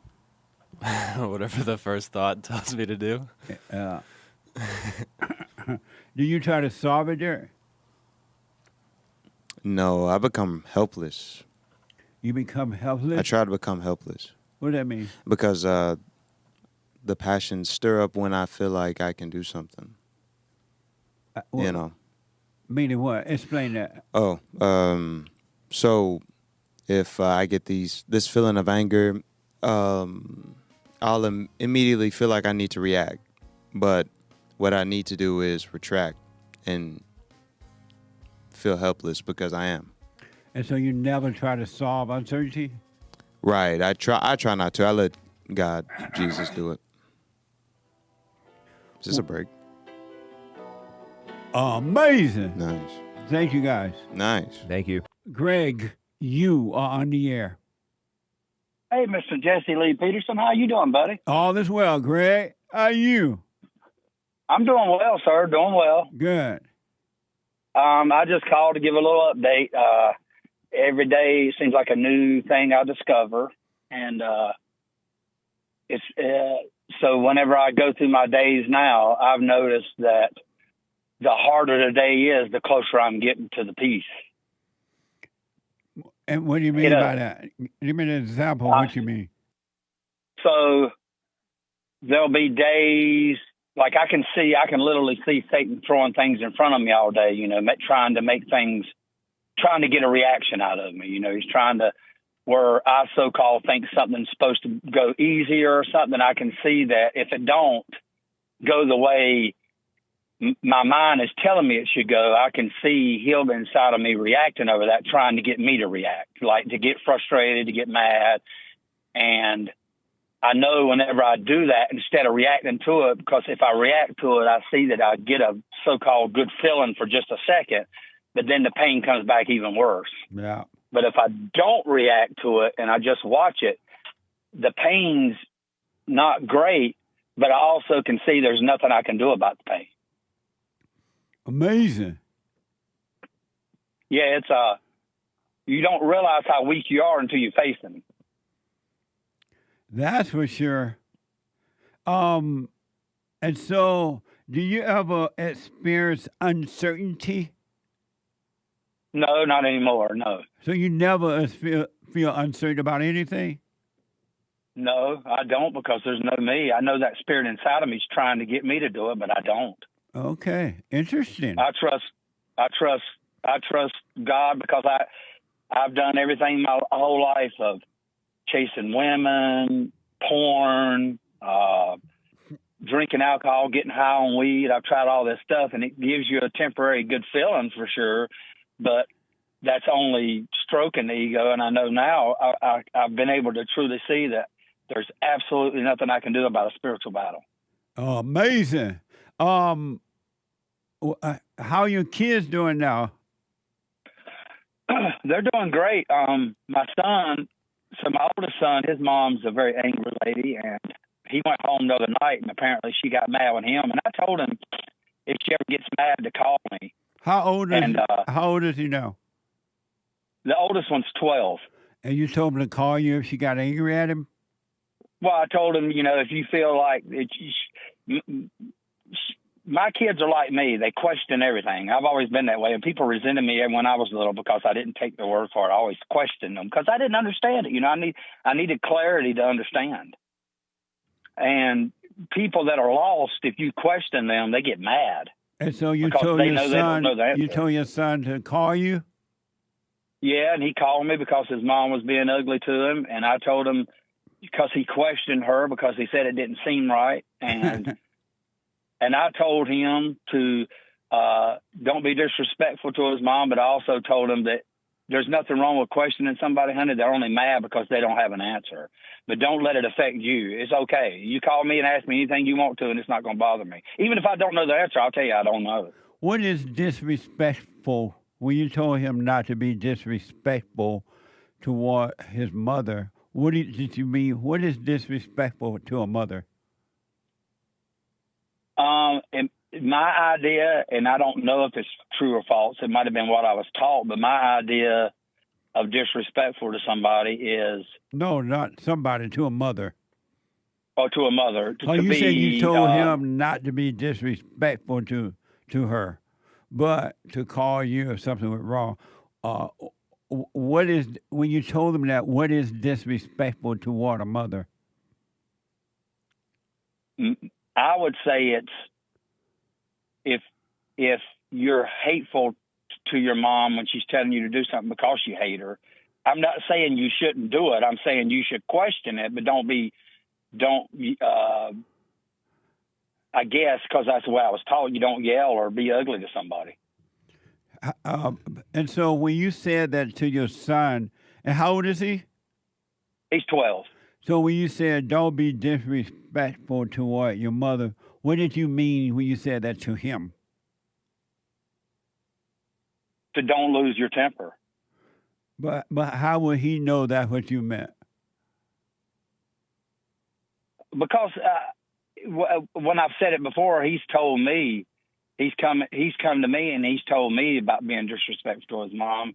And I said, and I've asked him the same question, what do you mean? He said, I didn't yell, I didn't curse at her, I didn't throw anything, I wasn't ugly. I didn't agree with it, but I just listened. Why wouldn't you say, and I'm just asking, why did you say don't be questioning it? Why didn't you just say don't be angry? Speak up, but don't be angry, rather than saying that don't be disrespectful, because that's what all mothers teach their children, because they want to rule over the children. And if the kids speak up or disagree or whatever, the mother tell them, you're being disrespectful. I'm your mother. Don't you question me. Yep. But how do you, and because you said that to him, how do you know you're not giving him that same impression? You're right. I don't. No, that was a question. Yeah, that's why I answered you. I don't. I think that's a horrible thing to tell children. Don't be disrespectful, because then they grow up afraid to deal with their mothers in the right way, and they are afraid to deal with the whole world in the right way, because, especially adults, because they think that they are being disrespectful. Makes sense. Thanks for letting me know, because I was not raised by my dad. My mom was in control of my house, and that's probably something I've learned. You're absolutely right. No, all women teach that to the children because they want to always control the children, and they want to act crazy. They want to be angry and out of control, but they don't want the children to correct it or say anything about it when they see them acting that way. Well, that's just another example of why men need to be leading. Absolutely. Amazing. Do what you want, but I would just keep it simple. Hey, son, don't be angry. You speak up, but don't be angry. Because if he's not angry, he's going to always do it in the right way. You can't go wrong when you're not angry. You can only go wrong when you're angry, resentful. It's amazing to me now that because I find myself all day long, Jesse. I used to be lost in my head all day, thinking about what I was doing next, thinking about what I was going to do when I get home. And you're never, like you said, you're never in the present moment. But I can see now that I'm in my present moment on most of my days. It ain't always. Sometimes I fall back and then I have to catch myself and realize I'm in my head. Yeah. But when I do that, because I've never lived that way and all I know is the other way, your body does feel pain over that all day because it doesn't want to be in the presence of God. And I do understand that as well. Are you doing the silent prayer every morning, every night? Yes, sir. Probably 4 or 5 times a day. Right on. Will you stay with it? Stay with it. Stay with it, Greg. Okay, Samantha, you are on the air. Hello, Jesse, with Samantha from Holland. Not Harlem, but Holland. Oh, Holland. Holland, yes. We are not that gangster. Right on. Jesse, this is the 3rd time I call you. I'm not going to ask you to remember. Thank you. Yeah, I want to thank you, and then I want to answer the biblical question. Okay. A few years ago, I had a counsel session with you. Yeah, I'm one of that's the way you call it, hermaphrodites. You've spoken to. Oh yeah. Hermaphrodites. And Jesse, I want to thank you. Oh, you're from Holland. Holland, yes, the Netherlands, yes. Right. Oh, I thought they meant like he wrote it the wrong way.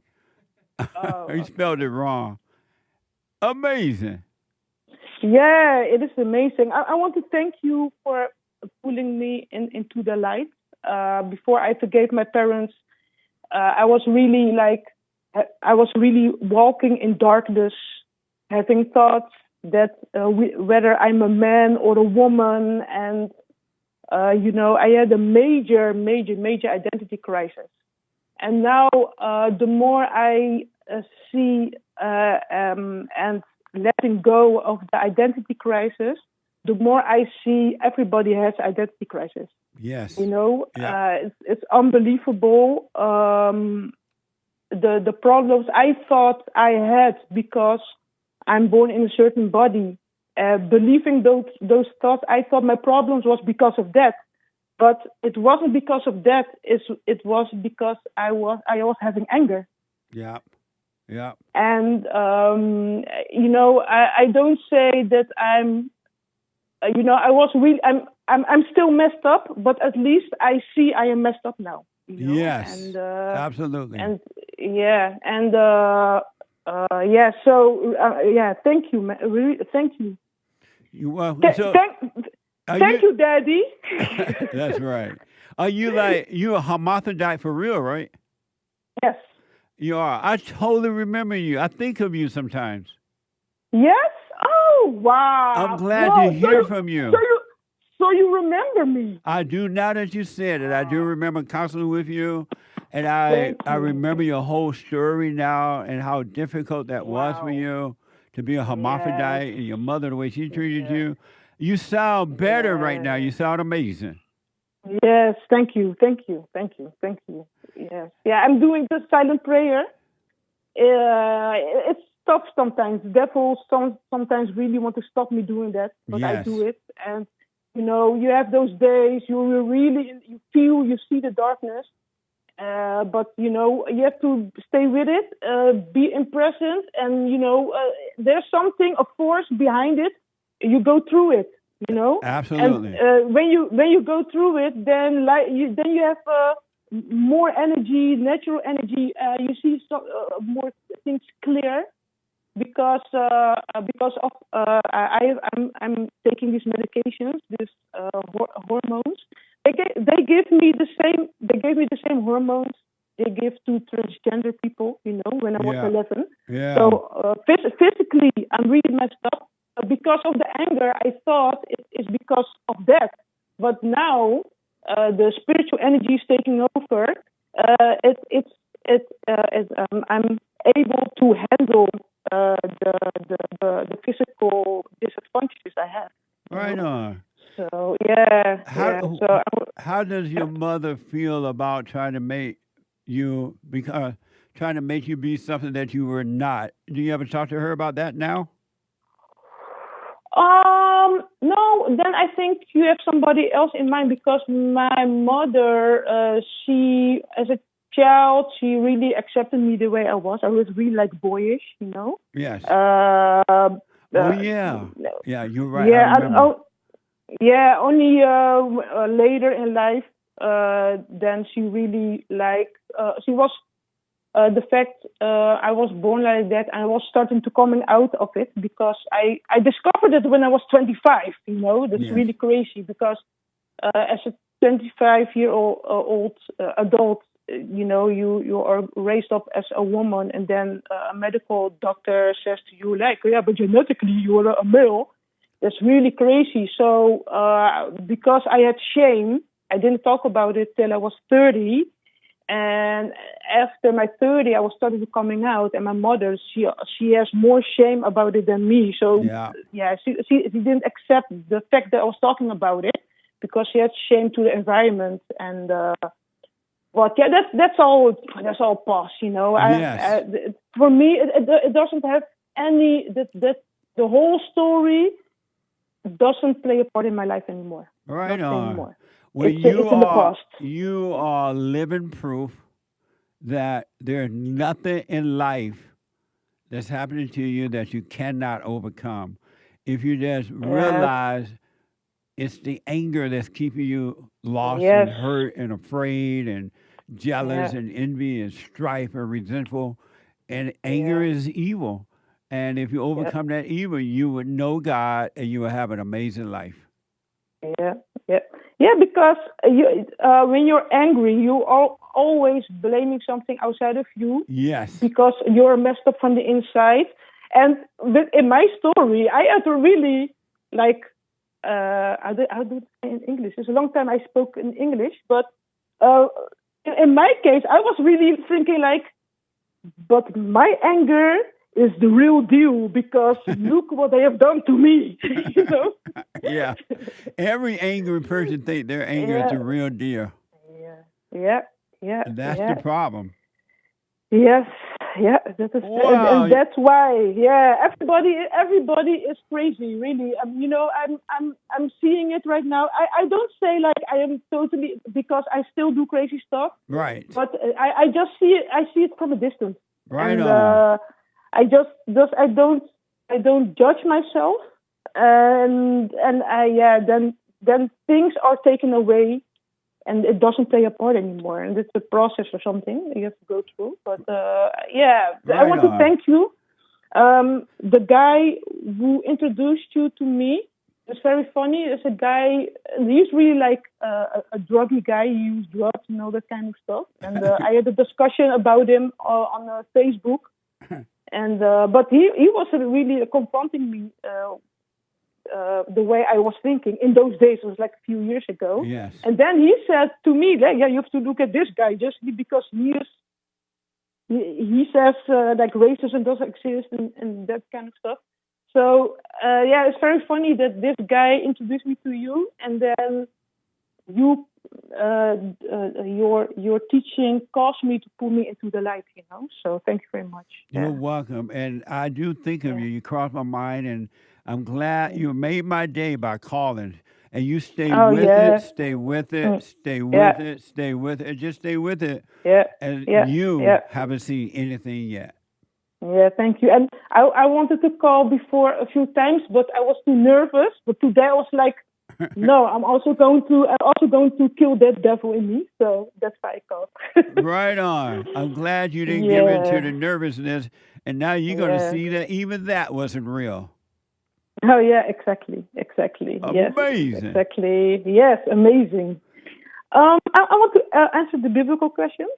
Have you ever asked yourself whether you are ascending or descending spiritually? Well, the way I think about it, because you are asking that inside of you, you're already in your ego, so you're evil because in reality, we are already living in the spiritual world, and therefore you are living hell or heaven. And so there is no such thing as ascension or descension. That's amazing. There's no such thing. Yeah, we're already in the spiritual world, and therefore you live in hell or heaven. We are already ascended. That's the whole thing. But because we are unconscious, you're living in hell. That's and amazing. going to the light doesn't mean you're ascended because you already are the light, and that's the way it is. I appreciate you responding to the biblical question, and I'll put my 2 cents in on Sunday, if the Lord is willing and the creek don't rise. Yes. Jesse. Yes. I'm going to save money, and I hope you're still alive when I'm able to go to California and joining the church on Sunday. Right on. Well, don't worry, I'm not dying. I'll be around. I'm gonna be like Methuselah. I'm gonna be around for 1,000 years. 1,000 years. Alrighty. Then we're going to see in the real life. How long ago? How long has it been since I first counseled with you? I counseled once, and there was a little bit in the Corona days. In the Corona days? Yeah, it was like 4 years ago or something. Okay, amazing. So, yes. So nice. Okay, thank you very much. All right, it's amazing to hear from you, and you stay with it. All right. Yes, I will do that. Thank you, Jesse. All right, take care now. Have a nice day. You Thank too. you. Amazing, Alex. You are on the air. Hey, Jesse, how's it going? All is well, Alex. I had a kind of a random question. I don't know if you've talked about this before, but do you believe in like once saved, always saved, like as far as salvation goes? What do you mean by that?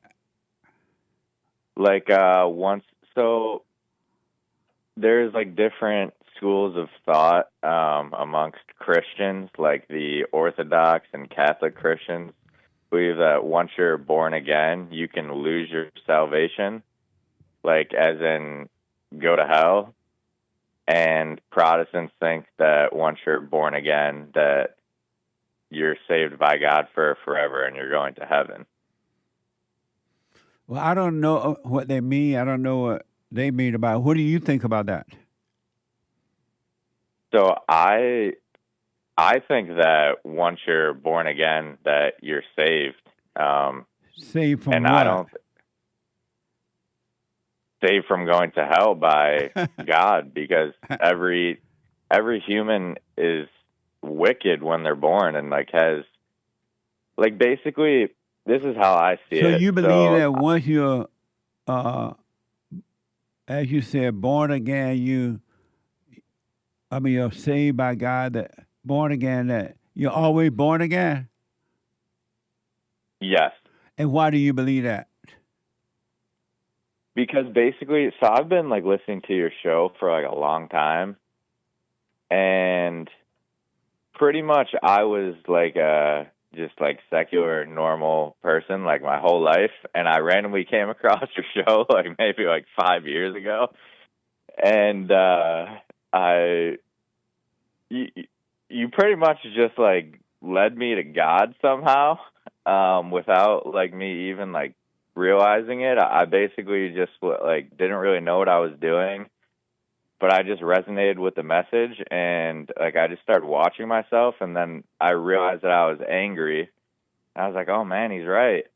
So then I started forgiving people, and then after I forgave my parents, I basically, and I was like, oh my gosh, like God is real. Like I could just like see it.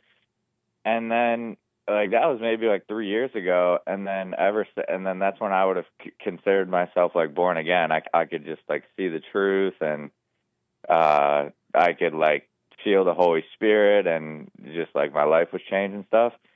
And then I don't know, ever since then, I just feel like even though I've made mistakes along the way, there's just nothing, like now that God lives inside of me, there's just nothing that could ever separate me from him. So that's why I just see it as you can never lose your salvation. What a beautiful and perfect way to find God. To not know what you're doing, to not have a plan, to not anything, but just let it happen. Right on, right on, right on. And once you return home to the Father, what they call salvation or whatever, you cannot lose that again. Once you return home, you will never leave the Father again. You will always be free. Absolutely. Stay away from those thoughts and just stay present. You have returned to the Father, and all is well. Amazing. Amazing. Yeah, it's yeah, no, thanks so much. You're doing great work, and yeah, I don't know why that seems it seems like I don't know why that's like such a big debate. I think that's what causes a lot of like the judgment in the Christian. It's like the works police, if that makes any sense. It's the learning that makes it difficult. Alice, thank you for your call. I got to take a break. Let me go to Bonnie. Let me try Bonnie again. First time call out of, what was Bonnie from? Missouri. Bonnie, let's try it again. Okay, let's try it again. That is much better. Okay, I'm sorry. I apologize. I didn't listen to the rules as like I should, so here we are. All right, go ahead, Bonnie. Yes, so I have been watching you lately, and you walking in perfect peace daily. How did you start knowing that your thoughts are not real? So when you have a negative thought with negative energy, how do you stay in that perfect peace? How do you, like when you have a bad emotion, I mean, staying in that perfect peace is the key for everyone, right? Imagine us all walking around in perfect peace, right? How can you define to getting there more? I know forgiving your parents, right? Your anger. But when you have a negative emotion, is that the same as a thought? That's the only reason, other than the heart being wicked, meaning that you have anger or resentment, the only way and the only reason that you will ever have what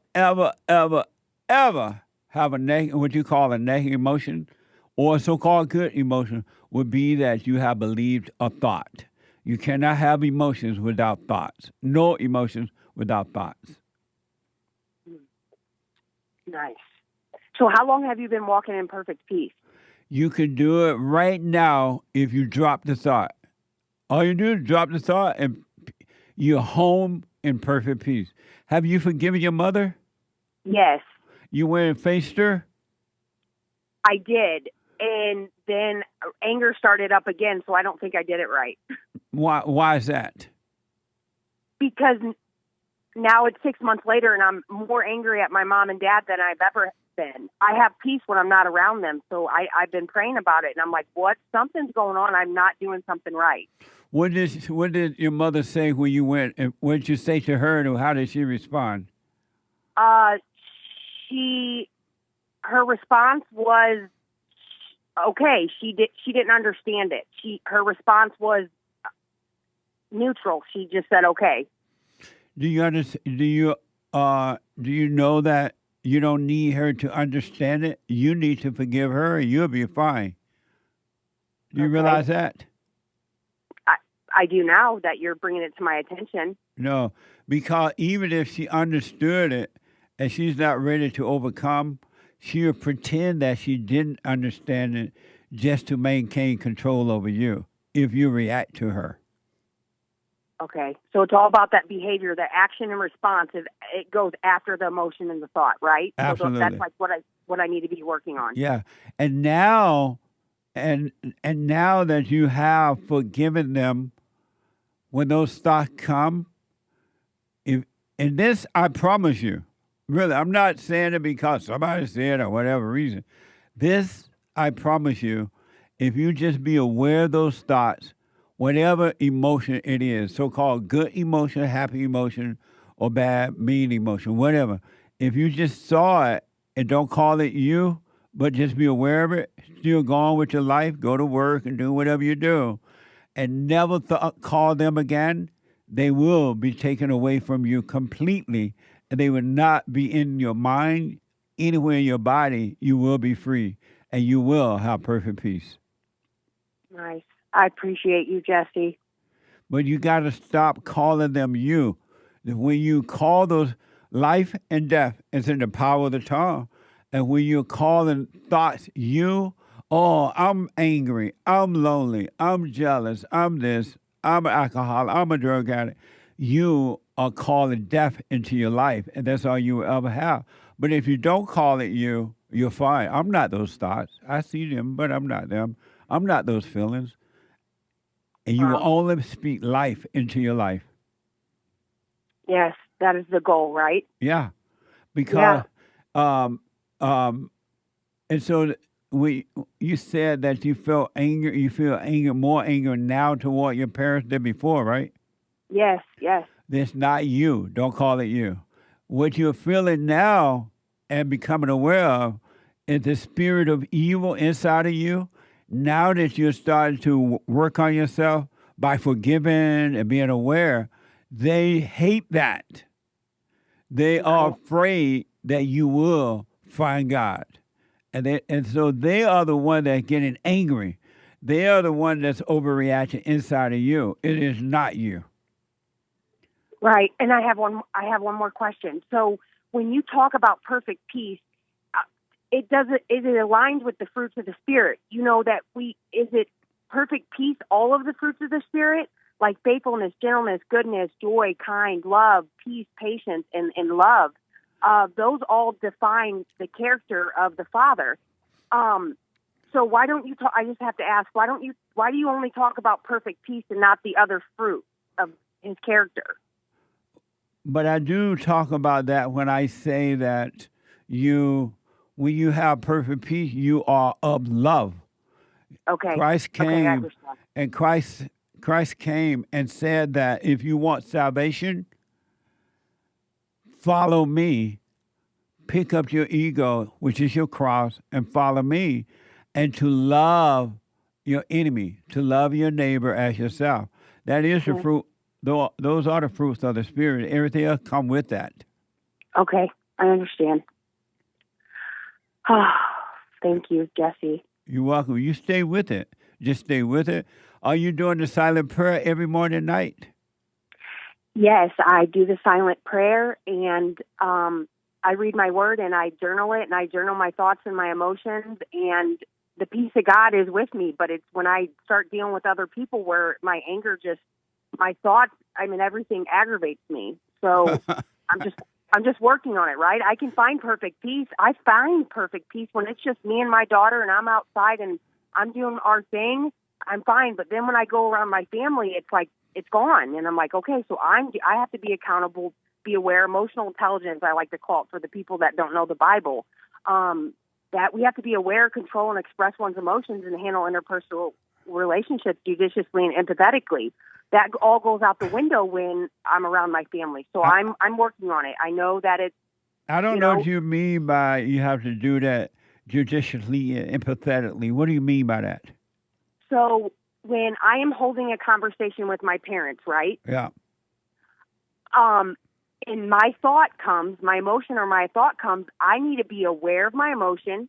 I need to control it, and I need to still be able to express myself. Empathetically means I need to know where they're coming from so I can be in the equal communication, and judiciously, what is right, what is fair. No, you putting too much intellect into it. Okay. Really. Let all those big old white people words go. And, okay. And just simply live. When you're around, we're in the physical world, so we got to deal with human beings, right? Yeah. And when and if you're around your family members or anyone, and the thoughts of talking to you about them or about you, just be aware of that, but still be yourself around them. And don't be believing that they're making you angry or that you are angry. That's how you die daily, just by being aware of what those thoughts are telling you. You can't do it of yourself. Don't make it a big deal. Don't fight with them. Just be aware of them. Okay. Be aware. And your family member has nothing to do with what's happening inside of you. Okay. Your mother was to blame for you becoming that way because she recreated her image by having no love, right? But now that you're an adult, nobody is responsible or to blame for the way you're thinking and the way you feel, because that's inside of you. Yes. And so when you're around them or anyone, because you're going to run into evil is in all human beings until they start to overcome it. You're going to run into it all the time, but you will recognize what it is. You will know they cannot help it, so it won't affect you at all. Nice. I needed that. Thank you. How often do you go around your mother and father or family? So I've been keeping them at a minimum, seeing my mom at least once or twice a week because, I have kids. So, and then my dad right now, he wants to move in next to me, and I spoke to him yesterday, but I've been ignoring him for 2 weeks because I just don't know what to do. If you don't want to do it, don't do it. Why do you have to see your mother because you have kids two times or so a week? Why do you have to do that? I thought that, the bonding experience, our moments and experience of bonding and being together is what makes us. No, because the bonding that is what you're trying to overcome, and your mother going to do to your children what she's done to you.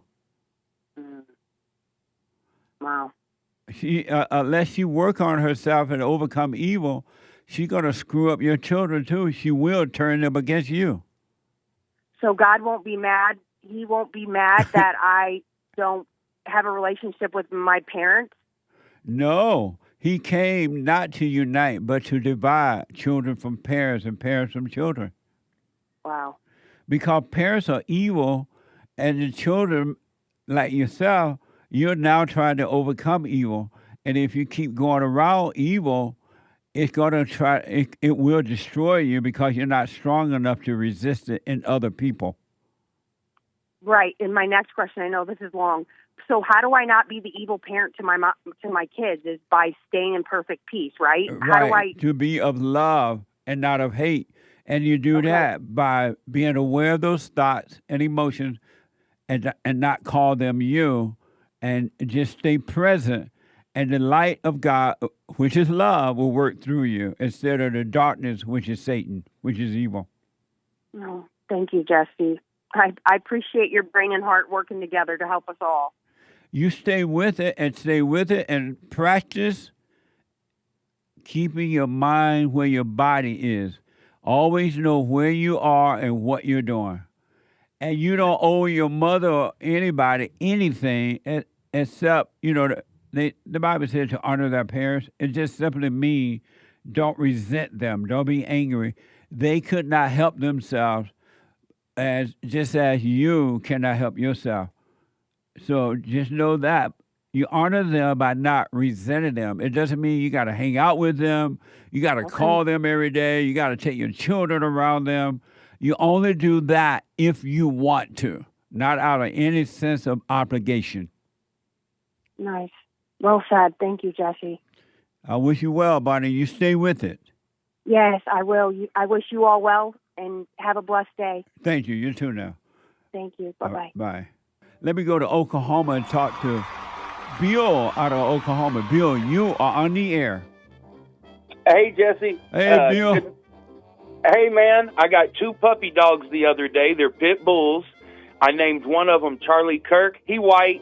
And one of them Jesse Lee Peterson because he black. That's and amazing. They are so cute. They're pit bull puppies. And they are so awesome. And I look at them like a gift from God, man. They are awesome. Right and I on. know they love me. And I love them. And I'm excited to talk to you. Oh, do I hear the music? Yeah. Let me go to Dylan, a first-time call out of Canada. Dylan, you are on the air. Hey, Jesse, how you doing? All is well, Dylan.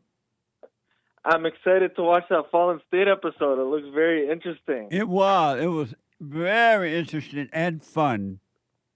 That sounds great, Jesse. Right on. I have a couple questions for you. Okay. I'm having a hard time. I'm having a hard time differentiating between if it's evil inside me or if it's my intuition, if it's just thoughts or if something in my body is telling me you shouldn't be doing this out of safety.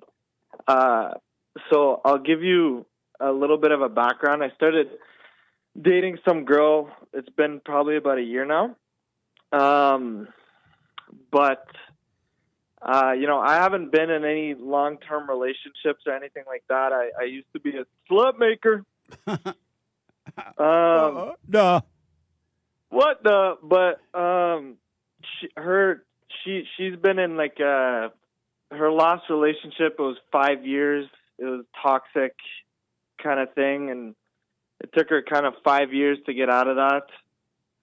And I just I've been kind of watching the thoughts about it, and it's been just it keeps coming back up, and it's been months of me just watching the thoughts, and they're not going away. So I'm just wondering if it's just evil in me, or if my body's telling me, no, you shouldn't do this, because, like the innocence is gone, and I'm just, a bit confused on that. And your question for me is what? Is it evil for me to be judging that relationship and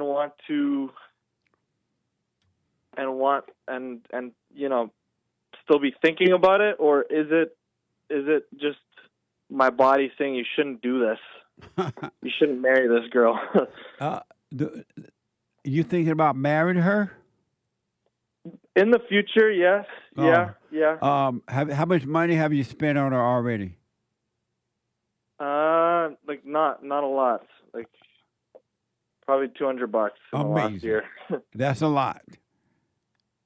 Well, listen, even McDonald's is pretty expensive nowadays. I know. But here's what I recommend. She just got out of, as you say, a 5-year toxic relationship. So she didn't just get out of it. It's been 2 years. Okay, but what she's telling you that the man she was with, she gave him pure hell, and he didn't know how to handle her misery. And if you get into that relationship with her, she's going to give it to you too, even worse. Yeah. So she told I kind of knew that. So I kind of was asking her a lot of questions about why she was being combative and all this kind of stuff. But she says she's changed, and I can see that she has truly changed, which is kind of what's keeping me around. But you haven't seen the change yet. You're not going to see that until she gets you. Until I put a ring on it? until she hook you in. Then you'll see that she's still the same person. What I recommend, though, if you want to date her, just date her, but don't date her. Have it in mind that you're going to marry her or anything like that. Don't spend a lot of money on her. Just have a wait and see and give her some times, and you'll see what's really going on with her. Yeah, okay. And with the 5-year relationship, like I just can't seem to get over it. It keeps coming up in my brain. Is that just evil, or is that... Well, all thoughts are all lies all the time. But with her being in a 5-year relationship, it's really too soon for her to be getting with someone else because she has not overcome that. And she will be a lot of problem for you. And how long would you wait for somebody to overcome something like that? I wouldn't wait for them to overcome it at all. I will only work on myself, keep my eyes on myself, watching those thoughts, don't believe them, drop the anger, and just take it one day at a time and see what happens. Okay. Okay, I appreciate you, Jesse. All right. Are you working on yourself? Yeah. I pray every morning, every night. I forgave both my parents. Right on. Is she working on herself? More or less, she prays, but she's more. She recently came to Christ. Like she recently became a born again Christian. Oh Lord, you better run. Yeah, but she doesn't. She would never quote the Bible against me or anything like that. Oh Lord, the sinners always run to Christ. That's very true.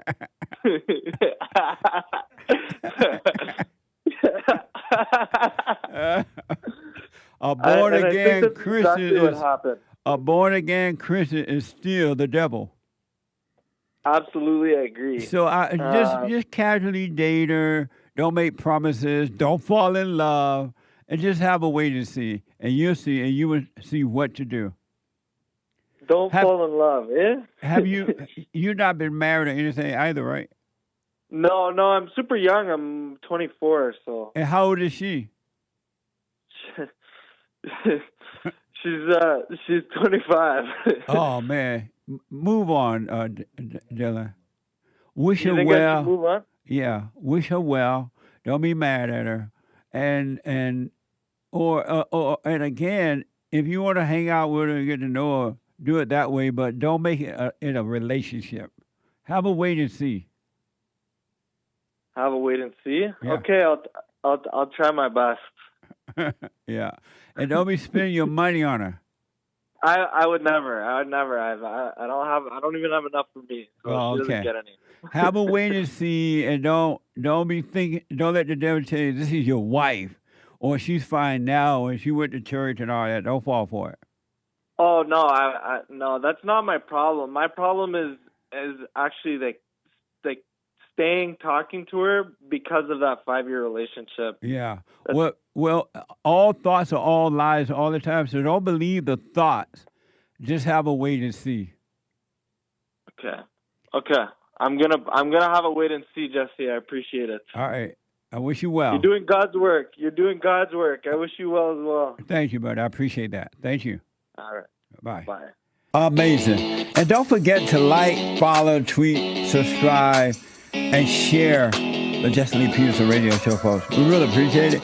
We are at war. It is a spiritual battle for the soul of America. And it's going to take all of us to do it.